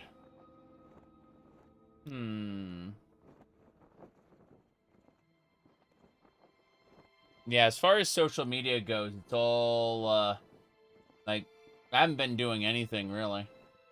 I mentioned that, there was some fan art of Miriam that's based on the mod I use for, what do you call it, for Bloodstained Ritual of the Night, and I said, well, time to die. Melting face. Because, yeah, that is in fact the replacement mod for Miriam, turned into an art piece. Yep.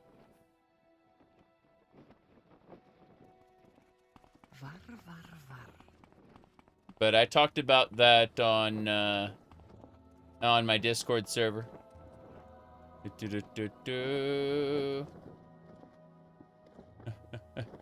Wait, you said there are aliens who stuck to worshipping the Aedra? You don't think the aliens worship both so much? I know Meridia was... The 8 divines were worshipped by, I guess that... The 8 divines were kinda created by the Elysian Empire. So it's the Aldmeri pantheon that the aliens kind of inherited.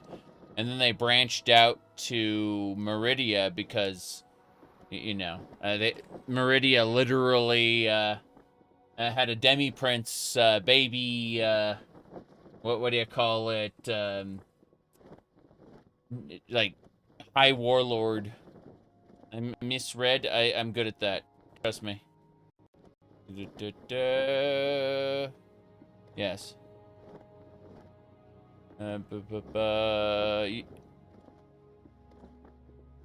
You don't think they aliens who worshipped both considered one to be gods, others not to be? Yeah.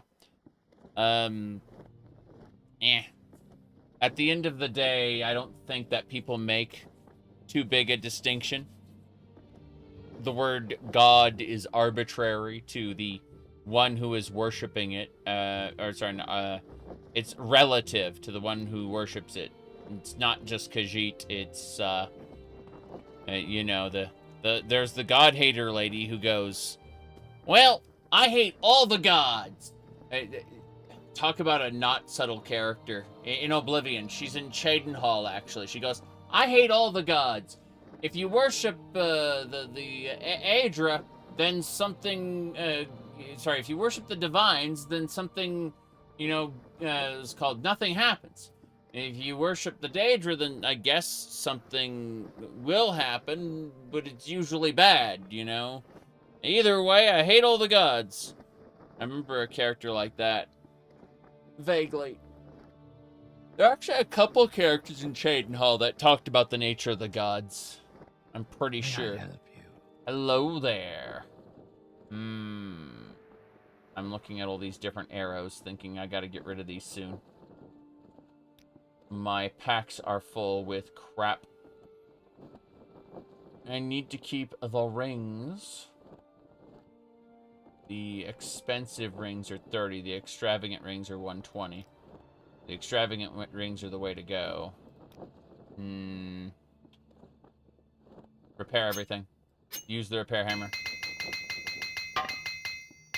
Good. My, everything has been replenished. I must go north. But it is getting late. It's 5 p.m. So we're going to wait until the morning. The best way to do this is rather than going back to my stronghold, sleeping, which would waste a huge amount of time. I'm going to sleep in the local fighters guild over here. And so when we wake up in the morning... Oh boy, there's an anvil.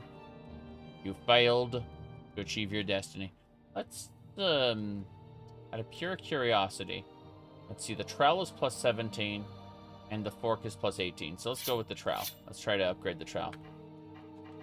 The answer is no. Rest an hour. Upgrade the trowel. Yes.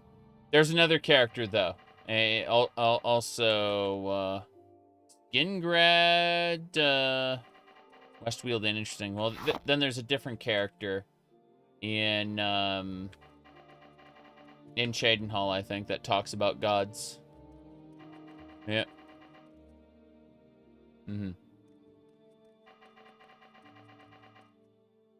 Okay. I give up. I'm gonna sleep for the rest of the night. 6 hours should do it. Okay.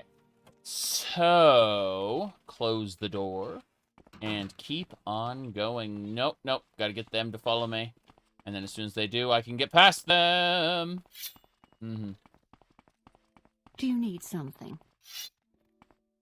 To the ash pit with you, is it? Fair enough. Okay, we gotta go north now. By way of the shrine, I'd like to go check out the Aldrune branch, and I'd like to, check out some things along the way. But first things first, I'm going in here. I'm surprised no one's preaching at the temple. We have the trowel and the fork. Neither the trowel nor the fork have the ability to hurt Daedra or ghosts. They are considered normal weapons. But they are powerful. I have upgraded them significantly. Good to see you again. Please, whenever you're in Balmora, feel free to stop by. Now, what can I do for you? Okay. House Dunmer are the common dark elves of Morrowind.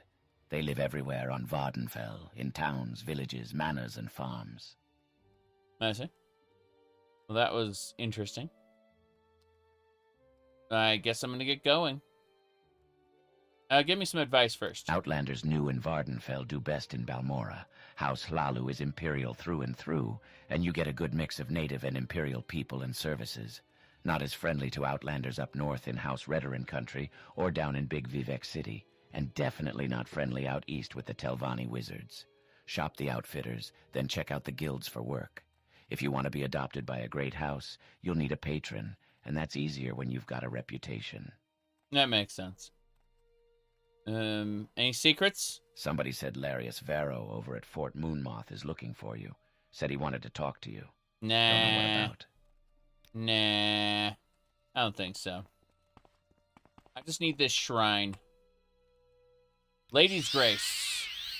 Soul Silthasil. Vivec's Mystery. I'm never too busy for good talk. Sorry, I'm busy, I'm too busy for a good talk. I have speed now. I have 2 speed rings. And then we should get the Rock of Lothris and Realm's Grace. There's no reason not to have lots of blessings when we go out, other than the time it takes to click the rocks. Click the magic rocks and get blessed by the Dunmer Saints. People like, Talos is a god because you can click on his shrine and get a blessing. Even though, like, we can pray to saints in Morrowind and get blessings. Okay.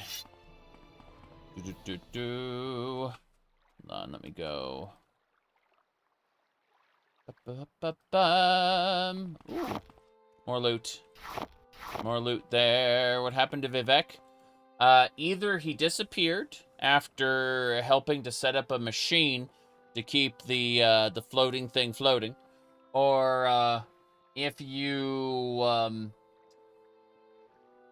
believe the lore community, then there was a role-playing session done on the old Bethesda forums called Vivec's Trial, and hold on. Let me see here. I'm looking for that one, and then I'm trying to find the other one. Oh boy. Just need to add the word meme after it. I think that's it, yeah. Okay, that is not what I was looking for. Let's try a different search engine. Jeez, some of these are special. I found it. I found the Trial of Vivec. Okay. So, as I was saying, if we go over here, and then where's the other one? Damn. Well, these are images that precede unfortunate events. Yes. Let's see. What we're talking about there was, and where's the other one? It was, hold on. Chase. You said don't let it be a troll. No, it's real. Hold on. I'm trying to find, okay. Trial of Vivec. Visit. This one got modified.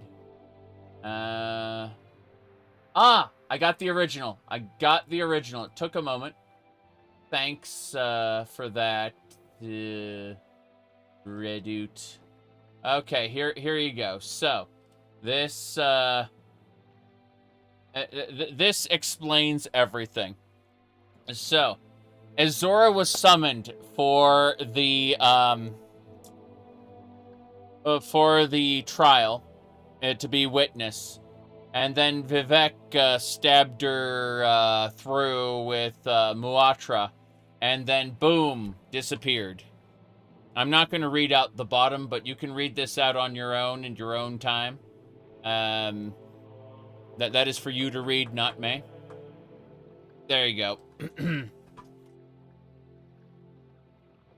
That is an exaggeration of what actually happened in the role-playing session. Yep. I will not be reading that aloud, sorry.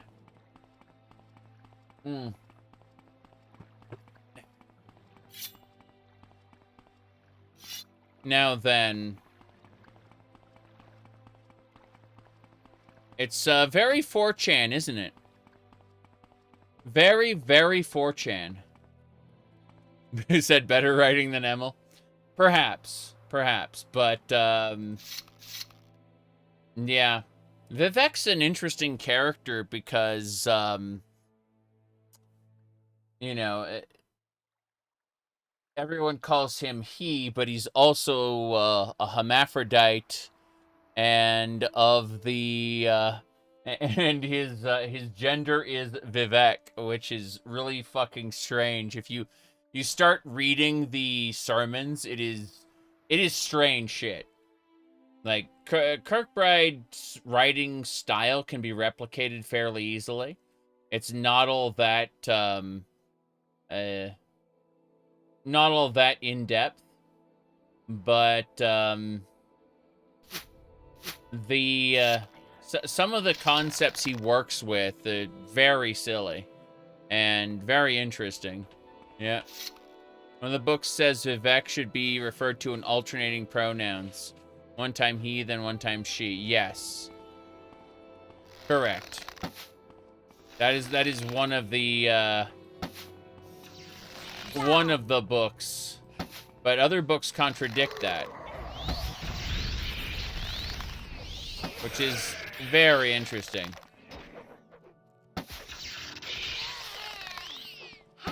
Betty Natch. We've been clearing this area out. It said Vivec is fucking weird. Correct. That's what I was trying to say. Wait, what? Okay. Oh no. I need to switch out my my spell. Oh jeez. Fight like a coward. That, you see that that Nyx Hound fights like a coward, it turns out. I had no idea that it fought like a coward. The hero of Kavach also became a god. How can you kill a god? What a grand and intoxicating innocence. Okay, give me a second.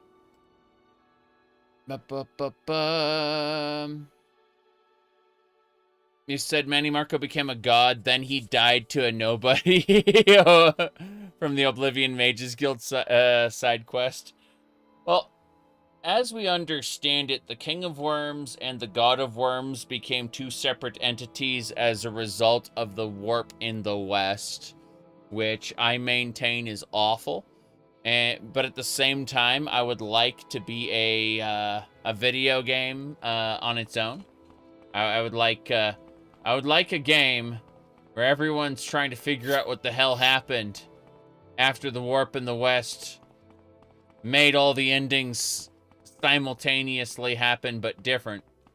You know, a new timeline where everyone has, like, different memories.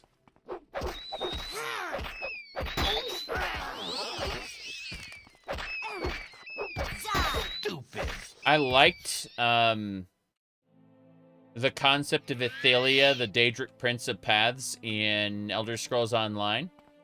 But they used her to such an insignificant effect.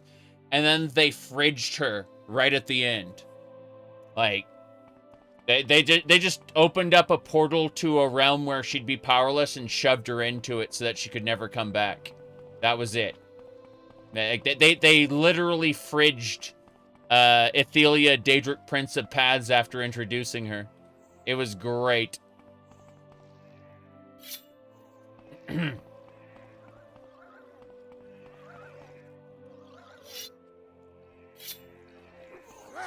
Whoop.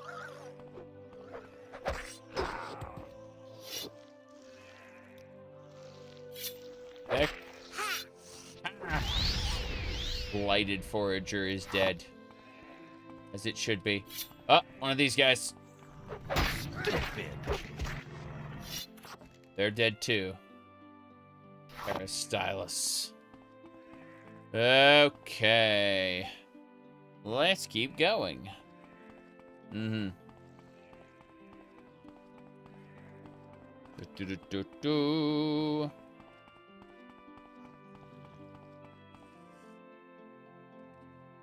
A popular theory, and this isn't always, like, again, it's... the reality is that nothing matters because of how they write their games. But a popular theory is that the main quest is done by the player character, and that the side quests are all done by different people. That the player character doesn't actually do absolutely everything.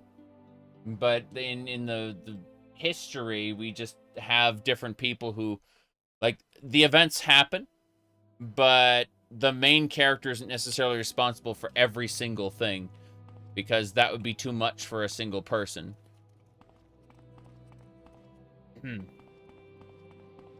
Do-do-do-do-do. Mm-hmm. Do-do-do-do. Onwards and sideways. Whoa! Hello?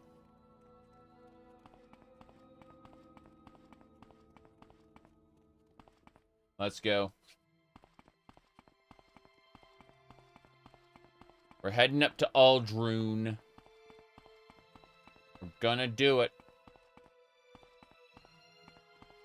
Bit of a lag there, isn't there, as it's loading and unloading a bunch of things. I saved the game real quick, though. We don't know what to expect next. Do-do-do-do. You said, as if the Gray Fox mask doesn't exist.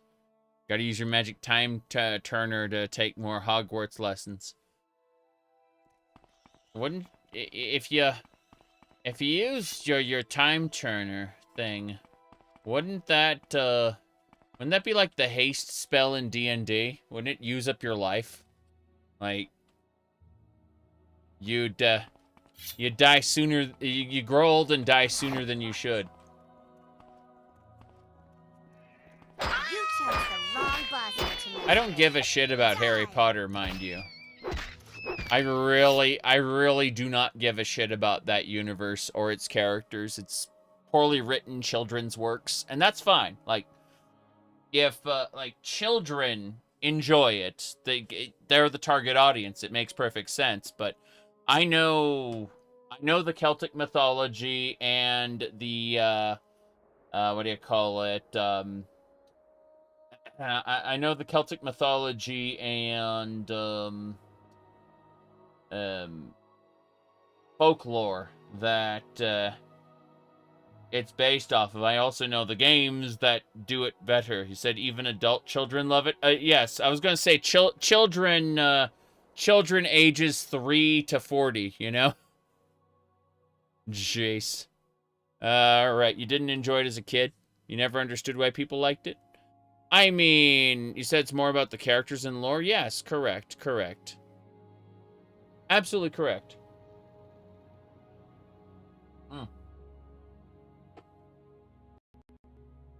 I agree.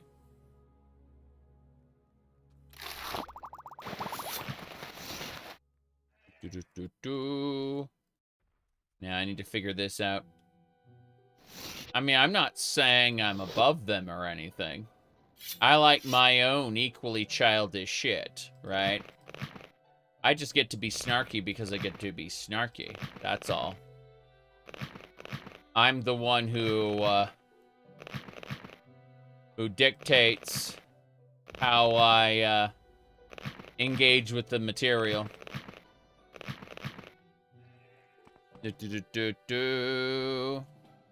You enjoyed Harry Potter up to the 5th book?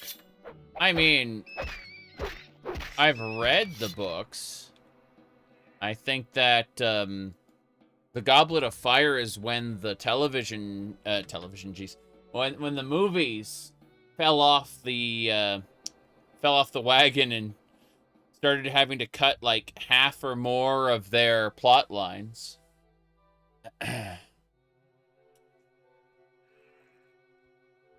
All right. Gilbert Gottfried was fun. He was a fun man. And he ended up reading lines for a living toward the end. Just like people would basically pay him to read certain lines to the camera. It was it the Gilbert Gottfried Let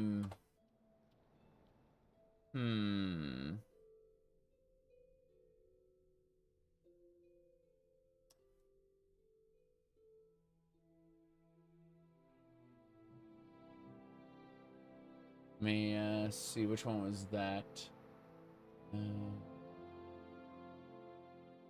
I need to switch to a different... Ah, okay. I know the one. Okay. So I'm gonna mute this game for just a second while I fix this up. And here, hold on. Good. Here we go.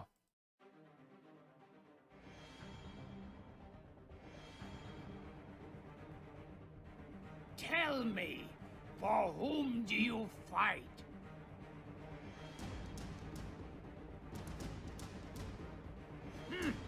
How very glib. And do you believe in Orzia? Orzia unity is forged of falsehoods. Its city stages are built on deceit, and its faith is an instrument of deception. Yeah. It's Gilbert Gottfried reading the one of the lines from Final Fantasy XIV.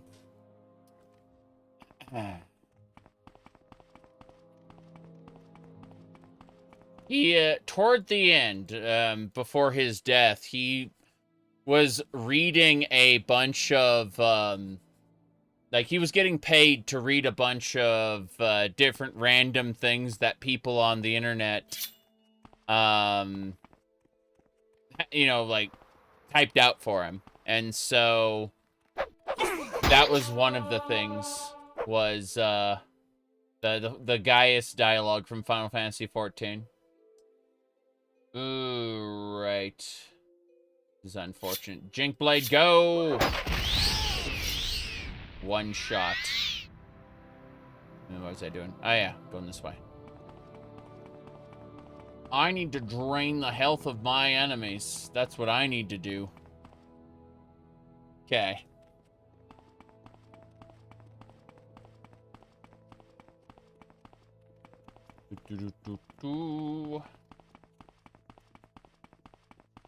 Anyway. Oh, no, no, no, no. That's a Spriggan. Going this way. Scamplings. Yes, scamplings. How you doing? What's this all about? Seems a bit chilly today, doesn't it? Tell me about your background. You're a barbarian? Okay, what about, Cloud Cleaver? It is good to have my axe in my hands again. It is good she is dead. Yes. Makes me living as a fighter for hire, I do. Learned the way as a lad in the basement of every seedy bar in Windhelm. After me father's life was claimed by the Snow Elves, I had to provide for myself with odd mercenary jobs. I'm good with me fists, and better with me axe.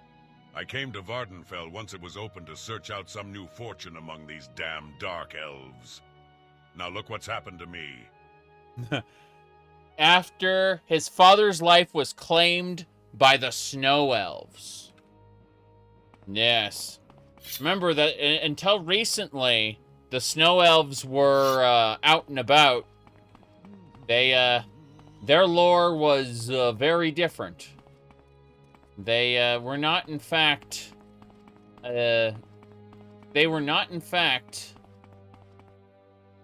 all extinct.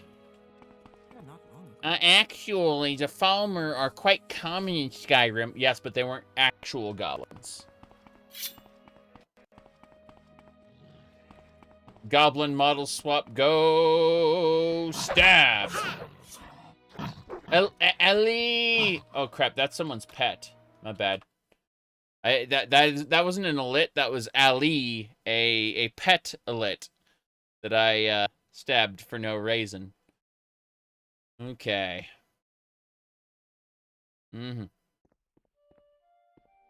I stabbed someone's pet elit, which is, to be fair, most of the elites I run into want to murder me. So yeah. You said they were pretty interesting in Skyrim. They weren't just model swap goblins, but they were functionally. They had blindness, yes, but as soon as you produced audio for the first time, they would lock on to you from orbit, and that lock-on would not break unless combat broke first. And you could break combat with a particular perk, but otherwise they'd be locked onto you forever. And that was, functionally speaking, they were just model-swapped goblins that also had blindness. But unless suddenly entered combat, and suddenly they knew where you were at all times. If you're talking about the lore, then, well, it's tragic that we never got to actually, you know, talk to them as a people. They were all just evil. Don't you see they were twisted by the Falmer? Sorry, by the what, Jace? Sorry, by the Dwemer. It was the fungus that did it. The fungus made them not characters anymore, and that in itself is where I don't like them, because they are no longer characters. Does the blindness translate into gameplay? Yes. They will aggro on you based on sound, not sight. Meaning if you have muffle on, you can walk right by them. Which is kind of cool. Yeah, the cliff racers can heal themselves. Okay.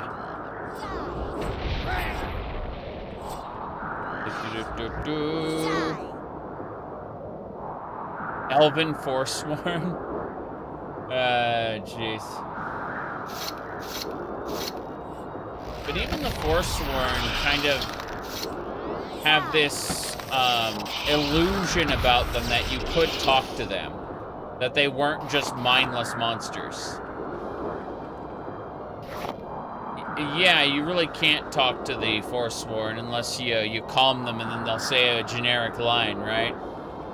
But the Falmer aren't even capable of speech. They can't be good characters in their own right, which is irritating to me because it's an entire frickin' race of elves.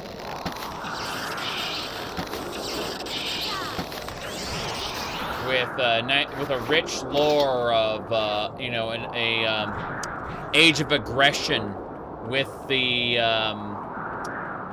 what do you call it?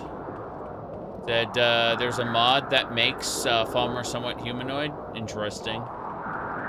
Very interesting.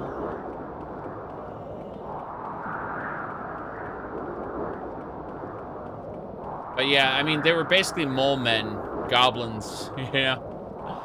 Like, we will. I mean, they didn't even have the presence of mind to say we will strike at the surface dwellers. They're just like,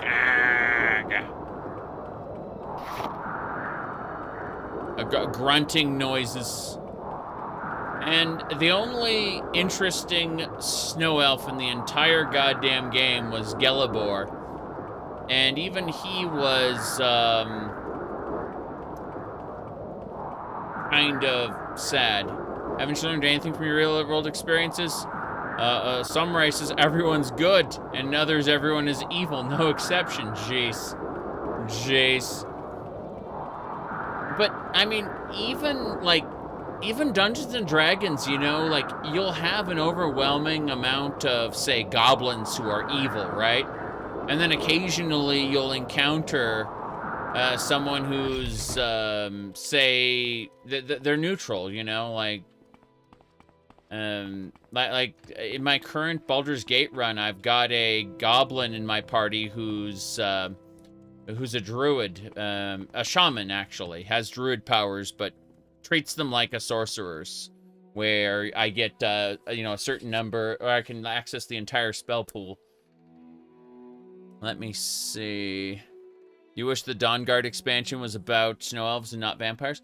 I think that Dawnguard could have still been about vampires, and that would have been fine, but they should have focused on vampires and not finding Ariel's bow, which was, they like, Ariel's bow has been sealed away for generations. Like, excuse me, but, Ariel's bow is in, like, all the other Elder Scrolls, not all the other Elder Scrolls games, but at least a couple of them. Like, did the elves reclaim it and stuff it back in the vaults? No, we just retconned it. Like, I don't like the idea of these artifacts being ancient, you know, like, tied to a specific place, because if they are, it means that their previous incarnations just get fucked up. It gets convoluted. You have to do mental gymnastics to make it work. What I mean by that, oh, well, I guess that's like a duplicate of the artifact, or the artifact snaps back there after it wanders a bit. You know, this version of Ariel's bow has always been there, you know? It's yeah, it's very silly. But who knows what tricks they've got up their sleeves. You'd rather have Ariel's bow in the Forgotten Vale instead of in the back pocket of some no-name Dark Elf in Ghostgate? But it's also in Elder Scrolls 2 Daggerfall, where they explain that Ariel was a demigod. Yeah. So, yeah.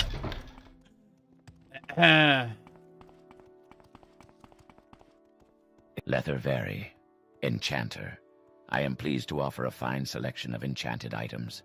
Shall I tell you about my trade? Or would you perhaps be interested in doing a little work for me? You forgot Ariel's bow was in Arena? I need to sell these steel boots. Citizen. How may I be of assistance? Welcome, citizen. Alright, I am a citizen. I will sell you stuff. Thank you. Good, good. We're going to the Aldrune Temple. In the event we cannot get a quest here, we will go to Ghostgate. Alternatively, we might ask for a quest at Vivec, but that can happen later. I'll do what I can. Let's head over to the temple. To the temple. All right.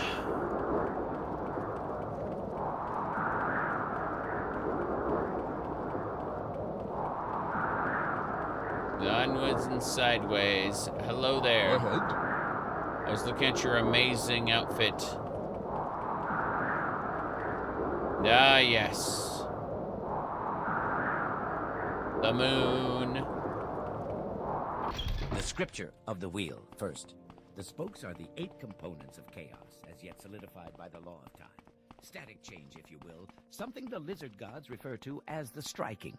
That is the reptile wheel, coiled potential, ever preamble to the never action. Second, they are the lent bones of the Aedra, the 8 gift limbs to Sithisit, the wet earth of the new star, our home.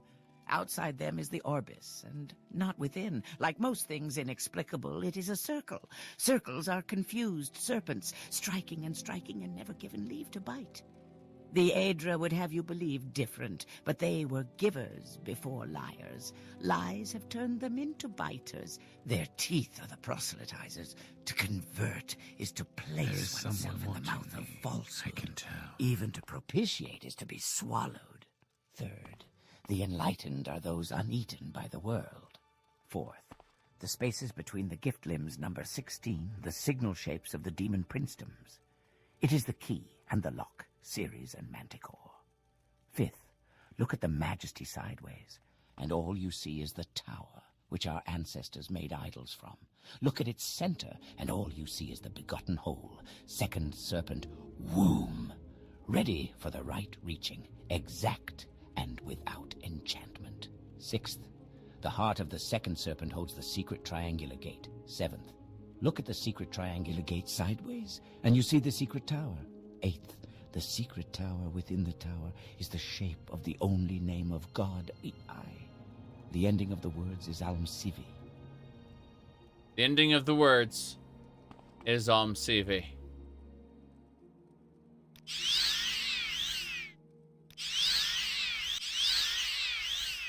Last loud noise. Here we go. How's it going? Well, if you're looking for someone in particular in Aldrun, maybe I can tell you. You're a priest. Got it. Got a little secret for me? Have you heard about poor Yenas Sarandas? He lost his patrimony betting on the Guar, sold every piece of the family silverware to pay his debts. Sad. You shouldn't bet on the Guar. Let's keep asking these different people what they got. A warm welcome to you. No. What's up? Most Dunmer worship the Tribunal. 3 mortals who became gods in the distant past before Tiber Septim. I see. I'm adept rank in Temple, and I'd think twice about going down in a Daedric ruin without a crate full of potions and scrolls. True. True. Okay. Let's get going. Talk to this guy. You got any quests for me? Are you here to serve the temple by performing duties? Speak with me again when you have proven yourself in the temple. I have one more thing to ask of you, but you are not ready. Until then, speak with Uvu Laren in Ghostgate, or Endrin Lethan in Vivec. Fair enough. We're going to Vivec. Where did I put that? Lost all your money betting on the Guar. What a shame. Okay. Onwards and sideways. We're going up here.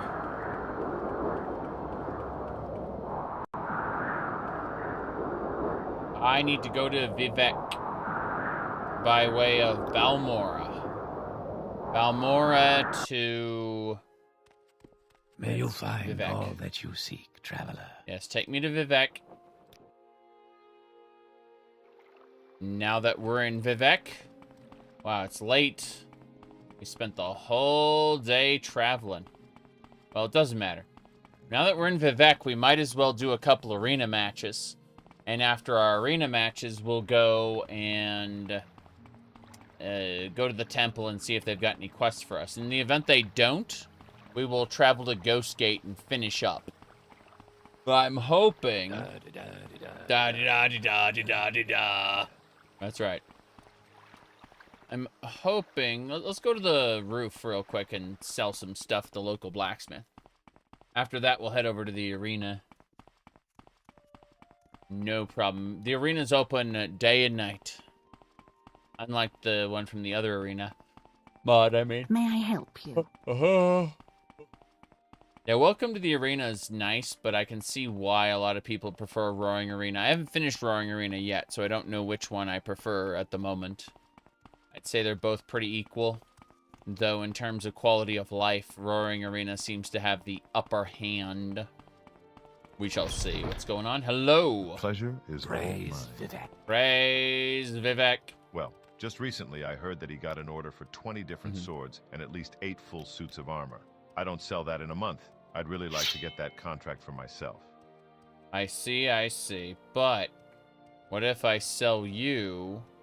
I guess we're gonna pick up a bunch of stuff from the skeleton.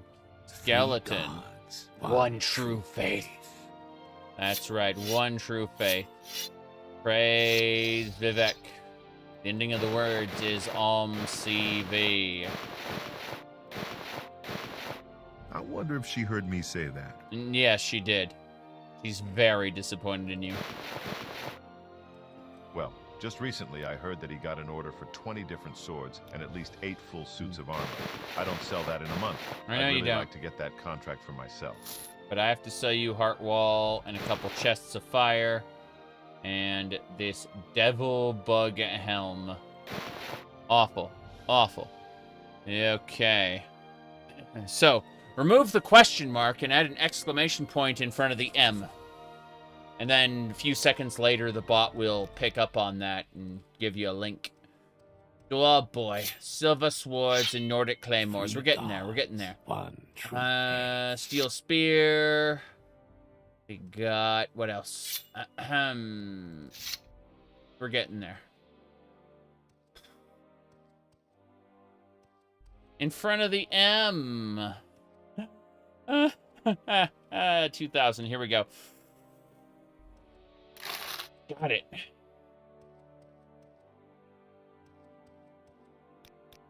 All right. Yeah, it takes the bot a few seconds to... There you go. This is the Beldor Deadeye article, by the way, when you get there. Okay. I think we're good. Yeah,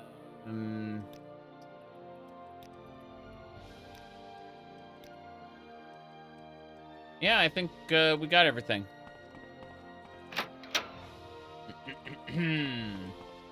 Yep, we're going to the arena. Gonna go visit that arena. Fun. Good time. I suppose I have a moment. What is it?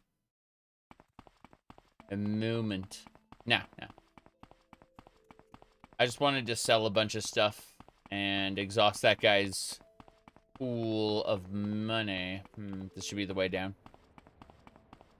You can tell I went around the wrong way because I had to practically zoom around the entire canton.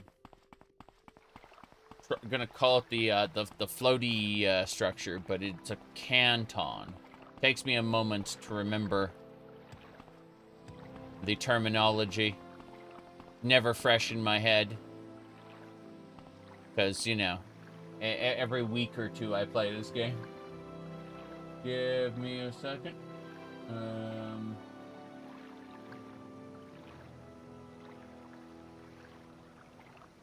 Okay.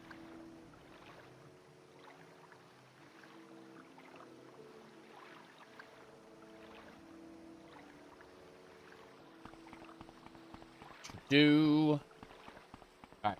Well, we are 2 hours and 40 minutes in, approaching 3 hours. I gotta take a short break and go check on something. So I'll be back in a minute or two, and we will go to the arena. In fact, I'm gonna make a save here to remind myself. To the arena, then temple. That's it. That's how I keep track of things.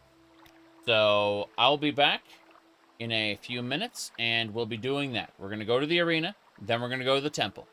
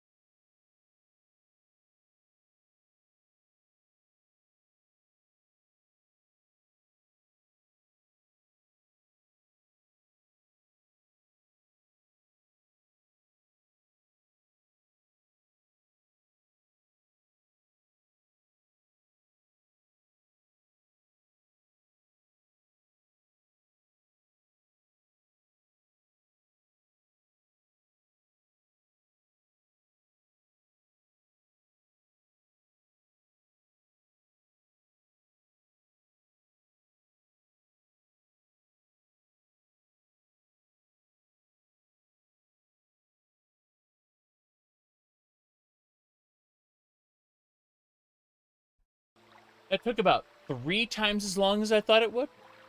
But we're going to the temple. The arena, then the temple. We're gonna participate in a couple arena matches. Earn some money. We don't need to earn money, but we're gonna earn some money and see how things work out. Afterward, we are going to go and kill. Right. The spirits and thy lords. Yes. We are still ingratiating ourselves into the temple. We are a curate as far as they're concerned because we've done so many amazing tasks, being the great hero that we are. We're just doing what's expected of us. Just kind of a ghost to the world. Right. Hold on. Hold on. TCO. Safe? I'm gonna go through the wall here. That right there, okay. That's what was making the noise. So I'm in the Telvanni quarter, and there's a giant crystal here. I was just trying to figure out what's happening here. Why is this working out the way it is? Because there was a giant Telvanni crystal in the middle. Give me a second. Whoops. Oh, thanks. Sandwiches. Chicken sandwiches with, looks like pepper jack cheese. Okie dokie.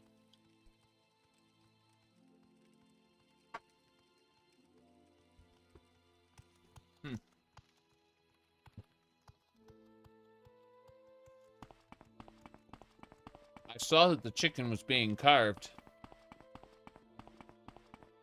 Yep.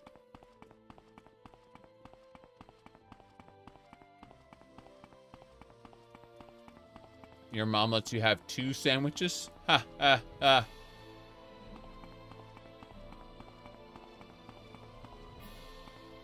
Seriously, though, I am actually...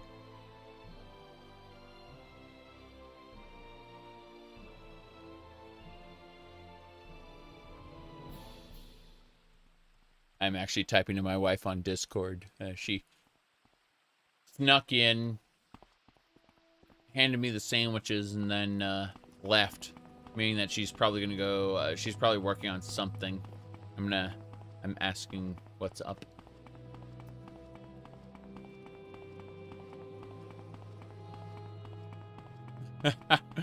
No, it's funny though, because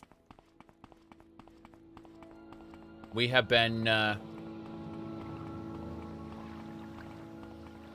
we've been talking on instant messengers of one kind or another for years and years and years. And it's like, okay, we're in the same house. We could just communicate, you know, like I could get up, go to the other room and talk to her, but you know, sometimes text messages work. And well, I'm at a machine that makes text messages. It's called damn, this is a foreign quarter. It's called the computer. It's nice having a computer and a cell phone app that kind of work together.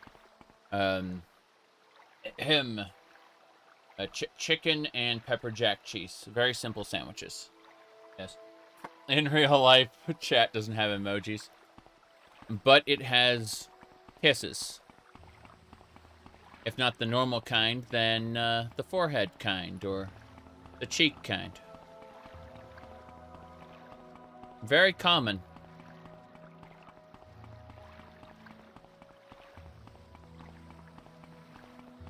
Like if she's sitting in her chair working on a project, I Do you want peek over her shoulder to see what she's working on. I'm listening, please. Go ahead. Mm-hmm.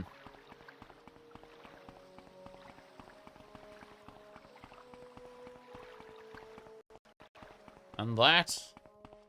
Oops, let's see... Oh, boy. What's this? Enter what in your phone? Yeah. Wait a second. We're in the arena, right? It says the Telvanni district. This one says Vivec. I'm getting confused here. This one says Telvanni Canton. Everyone gets lost in the cantons. They say, God damn. So this is the arena. It's got to be the arena. Fuck! I'm stuck. Tiny Bosmer stuck between skeleton and giant Bosmer lady.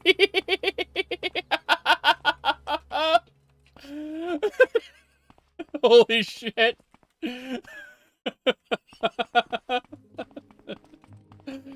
Bosmer women are much larger than Bosmer men, as you can see. Bosmer issues, yes, exactly. This is the arena. Here we go.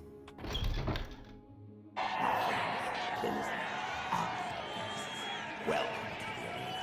Raise your voices in cheer as these two brave combatants face their destinies.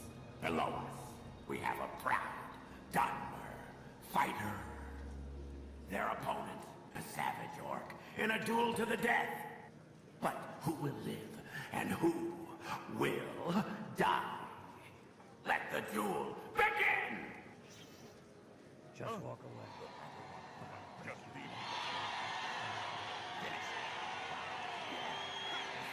No!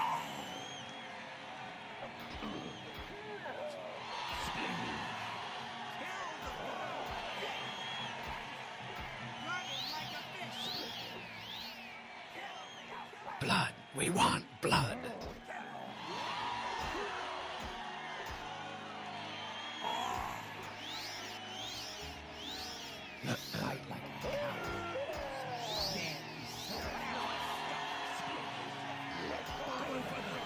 Breath and blood.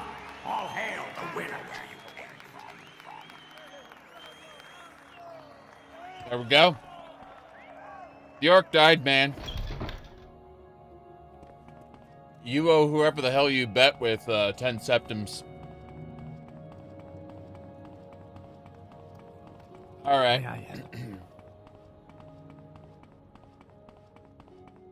Going this way. Okay. I need to have both of you wait here. Minion order. Stand in place. The orc was healing too. That's the funny part. It's just that the Dunmer was staggering the orc repeatedly. So while the orc was healing himself, he wasn't really doing damage. There's a fight going on in there. Rumors flow from the House of Troubles. We know that much. You've got my ear. Let's hear it. Wow. Look at that man. That is some, that is some pretty face there.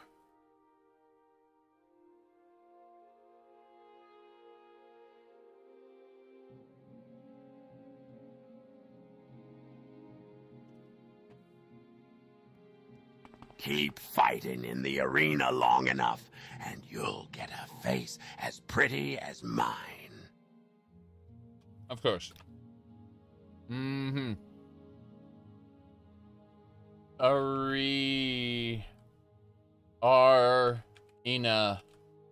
Yeah. Let's go. Book a fight. I want to fight now. Let's do it. Beneath Red Mountain, Lord Dagoth sleeps, but when he wakes, we all shall Is there rise, something and the you dust will need? blow away. Serve your Lord Dagoth The 6th house is risen, and Dagoth is its glory. That's like my favorite hairstyle. Unfortunately, she's an evil bitch. Is there something you need? We're going to ignore her for now. She's not attacking us as long as we don't talk to her Show them what actively. You can do, Outlander. Yep. Let's go. Trying to intimidate me? As two heroes meet in the final pit for an epic battle worthy of song. Below us, we have a proud, Dunmer fighter. On the other side, the brave Bosmer. I'm the brave Bosmer. The brave Bosmer's gonna go in with a Jink blade and jinx this whole thing. Let the duel begin! Just walk away, or I'll break your legs. Stupid! It's time for an Iron Fork plus 18.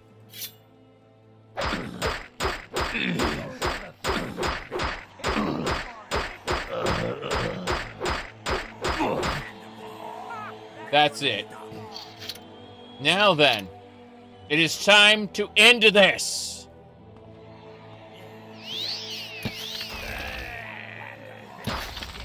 Your life Really? is approaching. He can heal that much. Enough. I yield. I yield.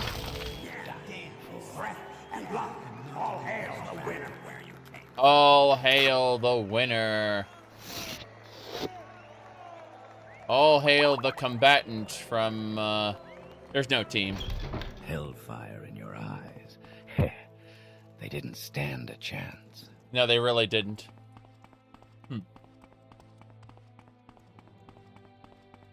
Beneath Red Mountain, Lord Dagoth sleeps, but when he wakes, we all shall rise, and the dust will blow away. Serve your Lord Dagoth May I The have- sixth house is risen, and I should probably wash up before heading home. Well done. Here are your earnings. If you want to enter the pit again, you know where to find me. I'm going to quick save it right now. Gonna make a proper save here called Arena End.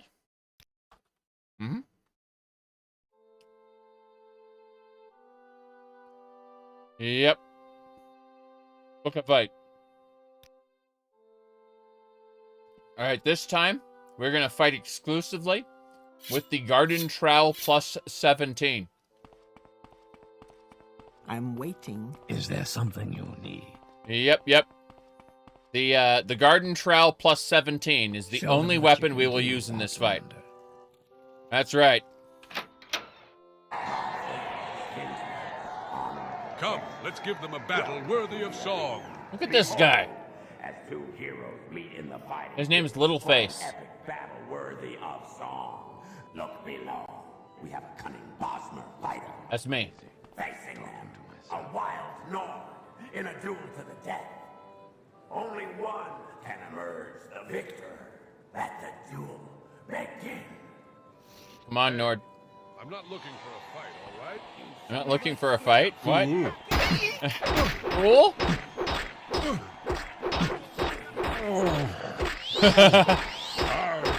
Arg!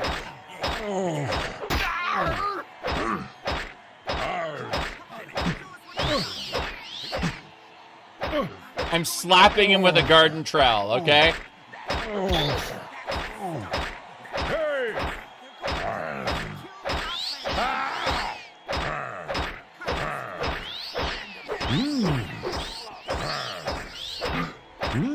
He just kept on healing. We have a winner. We have a winner. Damn right we do.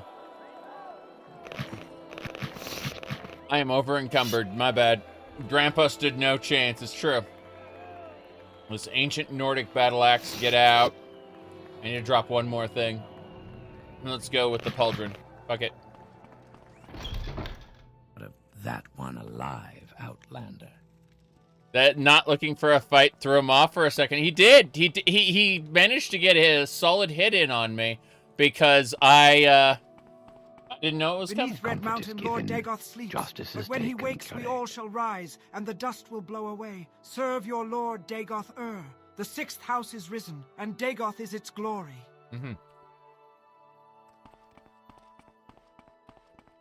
Hey there, Blightbane. You're itching for action, I can tell.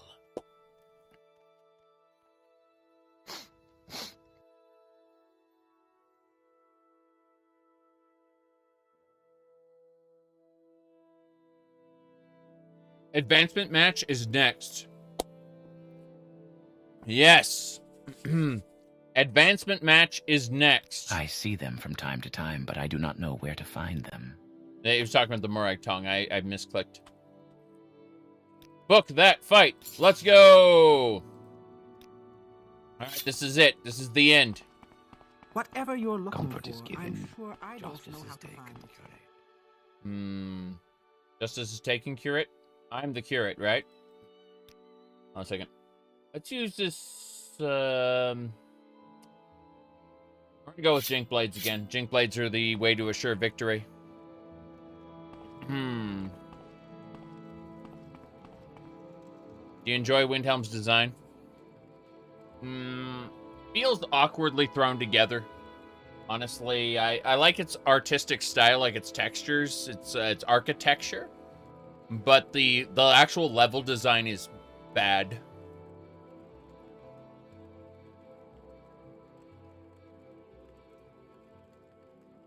I could have probably done a better job designing it in the Worldcraft editor for Quake 1.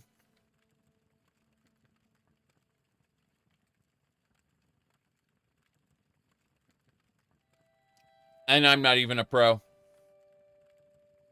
I'm just a casual hobbyist.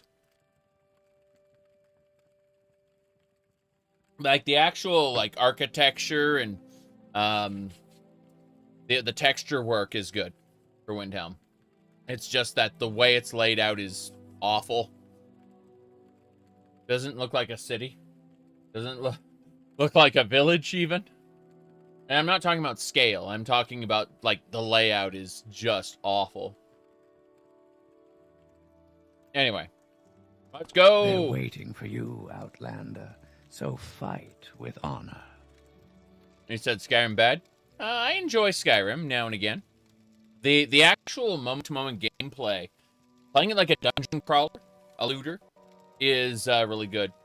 The layout of Windhelm, yeah. Skyrim towns are basically homes, market, rich people homes. Yeah. Markarth is interesting, the way it's built into the wall. But yeah. Think about the god of creation making all the caves in Skyrim loop back into each other. I don't mind looping architecture so much. I just prefer that it has like 3 or 4 loops as opposed to just one. I don't think that a single... Hold on a second. I read something which I immediately looked at and said, I need to delete this immediately. Okay. That should do it. Let's get going. Trying to intimidate me? Just makes you look weak. Look at this guy. Combatants, begin! Whoa! Your pain is nearing stupid. He's got a glass weapon too. It's crazy. Quickly. I need my fork. Where's my fork? I don't. Wait. There it is. There's my fork. Okay.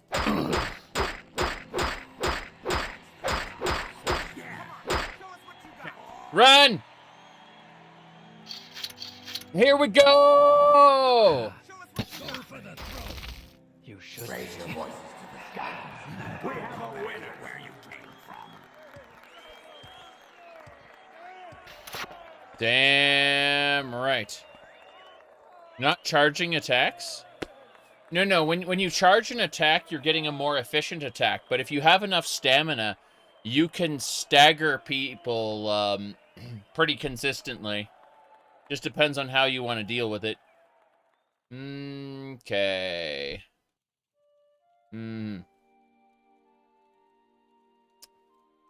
Depends on, again, how you want to approach the situation. That is a Droog Hunter helm that gives water-breathing cast when used. Interesting. Oh, the NPC was charging his two-handed power attack? Yes, he does that. It looks very comical. This drew Great Fin, drew Left Fin. Constant effect Swift Swim. Wow. I'll take that glass Warhammer. That's worth 1 billion gold. And I guess, you know what? This Nord stuff is awful and not worth it. Nordic Steel is terrible and can go to hell. The Droog stuff, on the other hand, yeah. Excuse me, in Oblivion, the Countess calls it Dreg Gear. I see.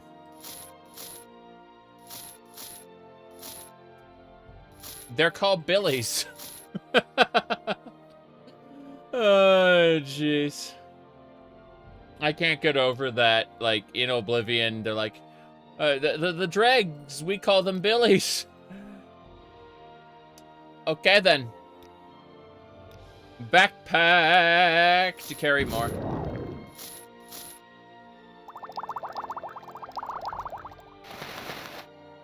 I did it. Victory is mine.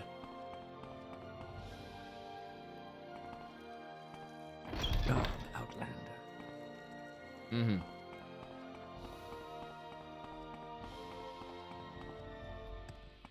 Praise Vivec.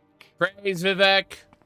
Beneath Red Mountain, Lord Dagoth sleeps, but when he wakes, we all shall rise, and the dust will blow away. Serve your Lord Dagoth The 6th house is risen, and Dagoth is its glory. Will Dagoth teach me to have a hairstyle like that on my male character? I don't think so. Let's get going. Hey there, killer. Looking for a new dance partner. We did it. We have completed. We are the rank of Blightbane. Next up is Alm CV Avenger. Yep. Oh no, I'm an Alm CV Avenger now. And I guess to get to the next rank. Arrest her? No, I mean, she's already spouting heresy. The Ordinator should be arresting her. But let's have a look at the arena really quick. Champion of the Tribunal is the next rank in the arena. But we're done doing arena stuff for now. I think I could spare a few minutes. You don't have to spare any time for me at all. I'm getting out of here. Onwards and sideways. Get away from there. The fight hasn't finished yet. I understand. Well, how about you, Mr. Skeleton? Come with me. And, whoops. Yep. How can I help? I'll do what I can. Noel, that's what I think every time I look at it, but, you know. Not always the best idea to mention it every time. Well, let's get going. Her barber's the real criminal. The 6th house has risen, and now they will style people's hair in criminal ways, yes. What was that about? Okay. Daedrith Mora was quite unique the first time you saw it. Yeah, I agree.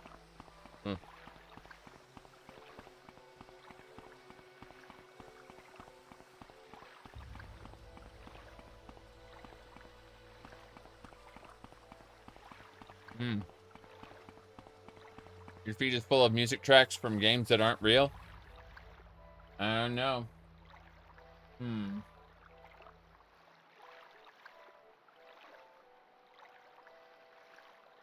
don't see a whole lot of April Fool's anything there.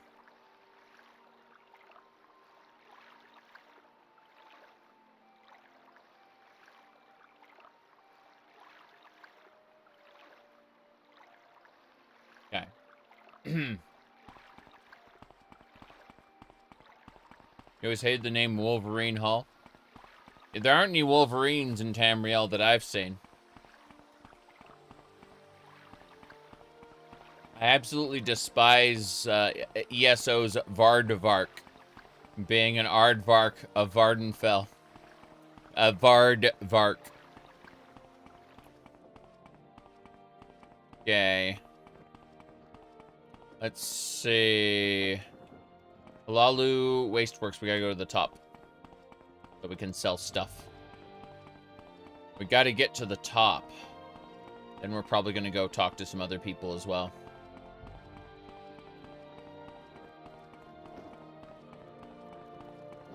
This is a shop. Lalu. I am never too busy for a good talk. Hello. No problem. Happy to help. Do you need services here in Vivec or something else? Excuse me. What kind of what is your trade, by chance? I'm looking at this lady here. I'm like, what is your trade? She's a pilgrim. Okay, fair enough. I hear the same thing from everybody. Everybody's feeling tired. Wonder if something is going around. Everyone's tired because the Dagoth is reaching into their sleep, or trying to at least.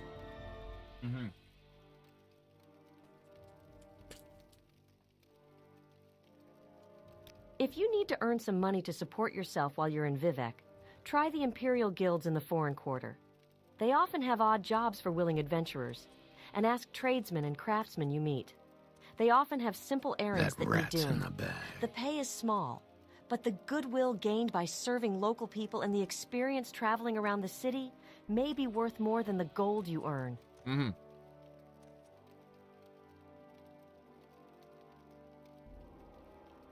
3 gods, 1 true faith. Have I looked at the new Mega Man X Corrupted gameplay? No. Well, somebody linked a tiny clip where the boss goes into like a mecha robot and then you kill it like midway. It was Axel was the character. But other than like 10 seconds of that, I did not see anything really. Let me see here. Give me a sec. Let me pull this up. Just unfortunately, Mega Man X Corrupted has been in production for like 10 years now. Like 12 years now. In fact, I'm looking at it right now. And 15 years specifically. So no, I'm not. I refuse to be excited about it. It comes out when it comes out. That said, the intro stage is pretty cool looking. I will say that right now. I will say that the intro stage looks delightful. Here we go.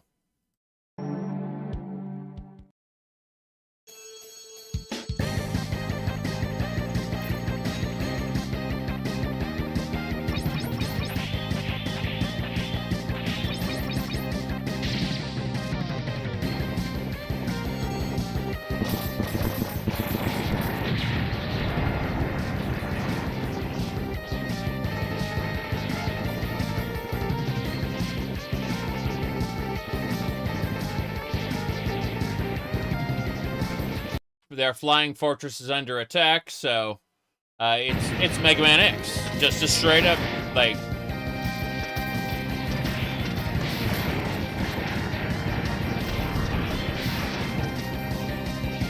how is this not cease and desisted yet? Capcom is interesting in how it approaches fan works. I'm more interested in why they haven't thought to try to hire this person or acquire the work, considering how far it's gotten.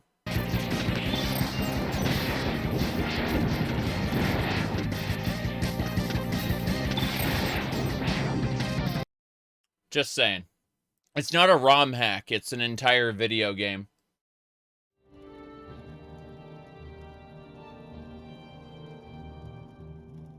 Capcom is more likely to make money off that than alienate their fans. Yes, exactly. And Capcom does shit all over mods and modding, though.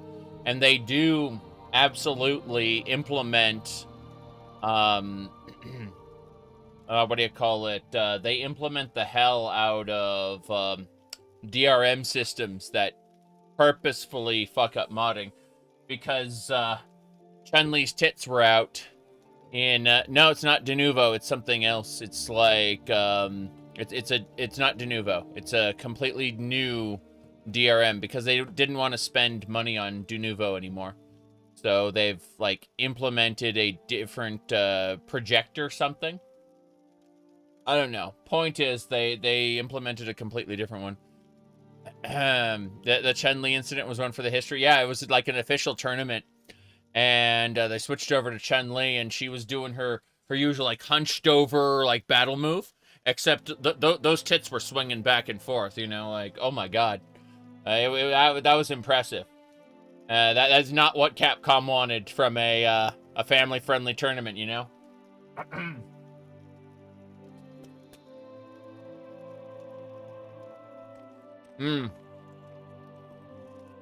Now then, mean to sell things. Listen, even natives get confused in Vivec. What are you looking for? I'm looking to sell you trash. I'm gonna sell you the cheapest thing I got. Vivec. Praise Vivek! Just one of these bracers, I think. Yeah. Ah, a visitor. What may I do for you? Yeah, I am the visitor. That is me. Arrow. I'll take all of your silver poison arrows. What about bolts? My rights. Cork bulb. Nope, that sucks. Yep.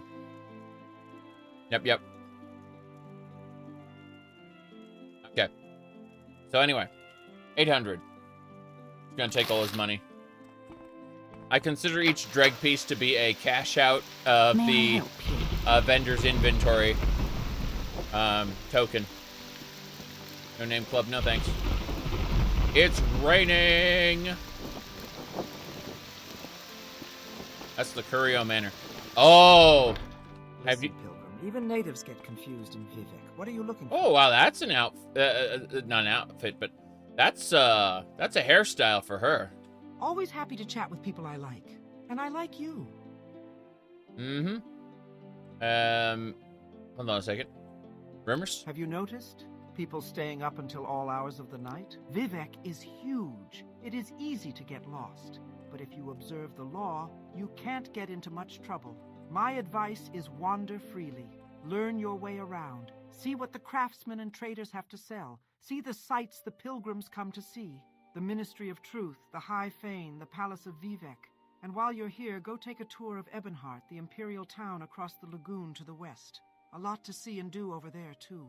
No great house may build new settlements on Vardenfell without Duke Dren's approval. I see. But rogue Telvanni occupied many sites on Vardenfell, defying the Duke's authority. Okay.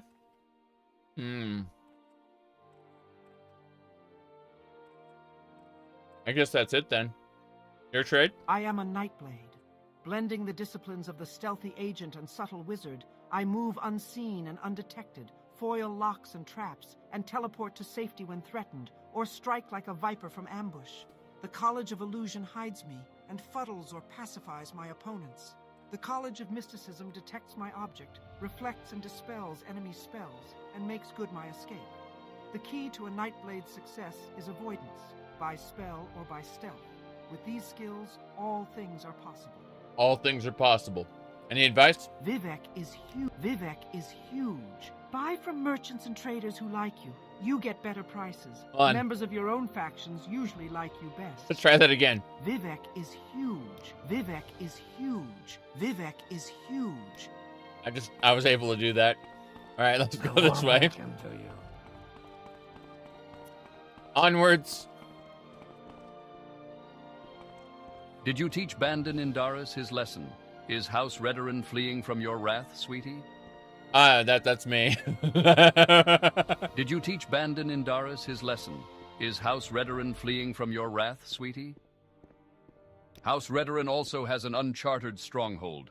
The Redoran stronghold of Indaris Manor is on the east side of the road from Aldrun to Mar Gan, in a place called the Baal Isra.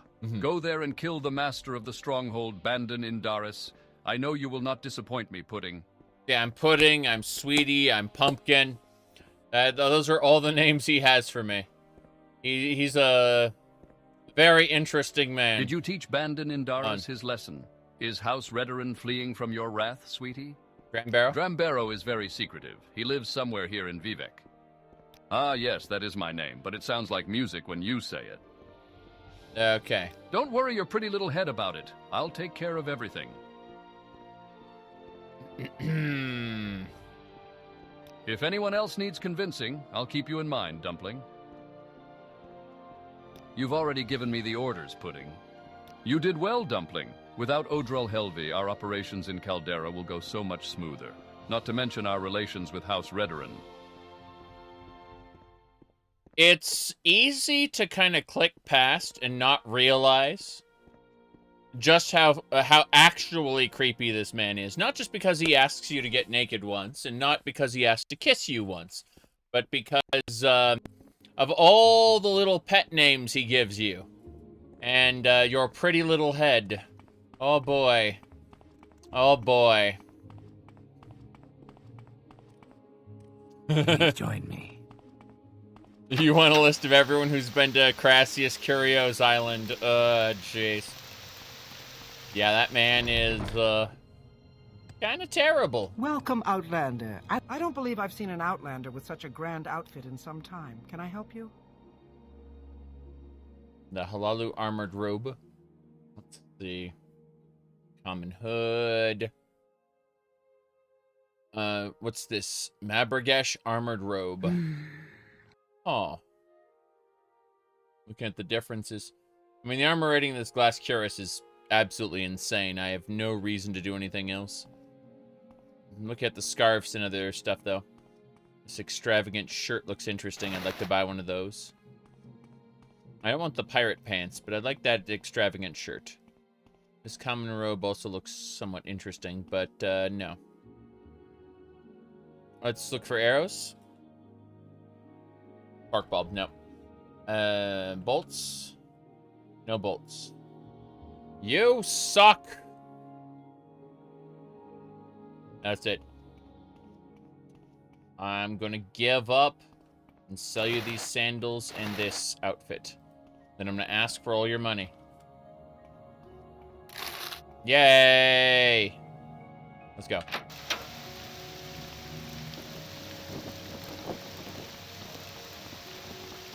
What's over here? Do you need something? That's the Halalu weaponsmith. I think we've really talked to everybody we can talk to. Right. Crassius. An adult stream for adults. Very interesting, but no. This way.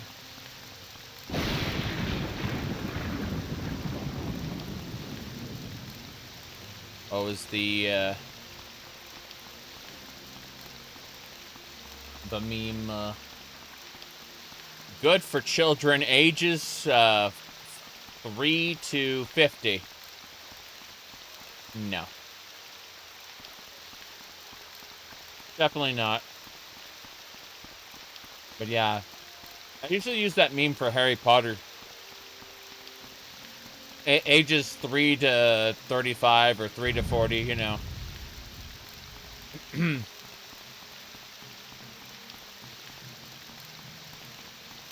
But, thought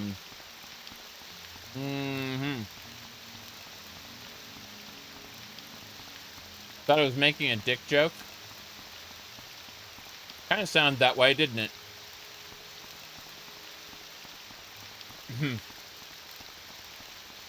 The great thing about not stating things like that is you leave it up to interpretation. And then people come to their own conclusions. And then they pass around contradictory information because you were extremely vague. I definitely do that. That's the arena pit. Now I need to go down to the Ohms Canton.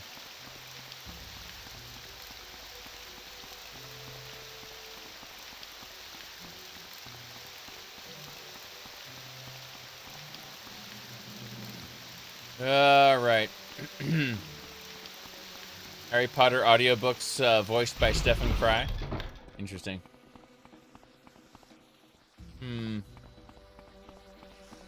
I mean, Vivec, to be fair, is a hermaphrodite. And, you know, most people say he, but one of the lore books says you should use both pronouns alternatively. And then another one calls Vivec he, she in the same sentence, like in the same in the same exact in the exact same sentence. He the he, she. It's Vivec is special. He said Molag Bal, correct. So the thing is that Vivec's spear, Moatra, which means milk taker, is actually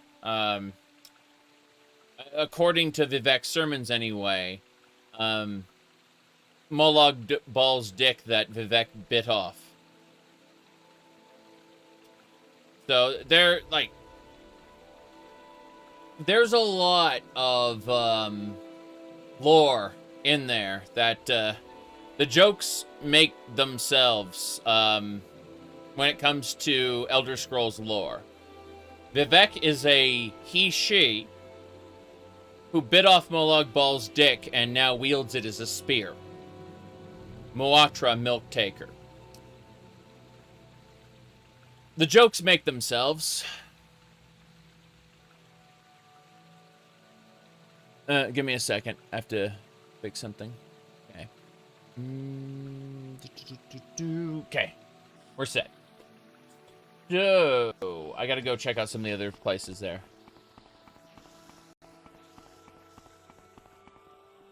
The Laborer's Hall, Miner's Tammers.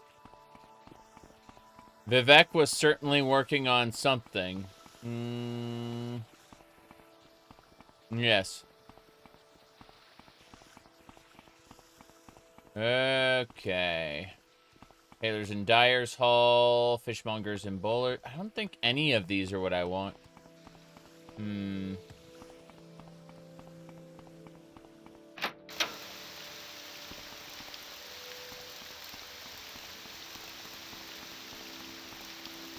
Onwards and sideways.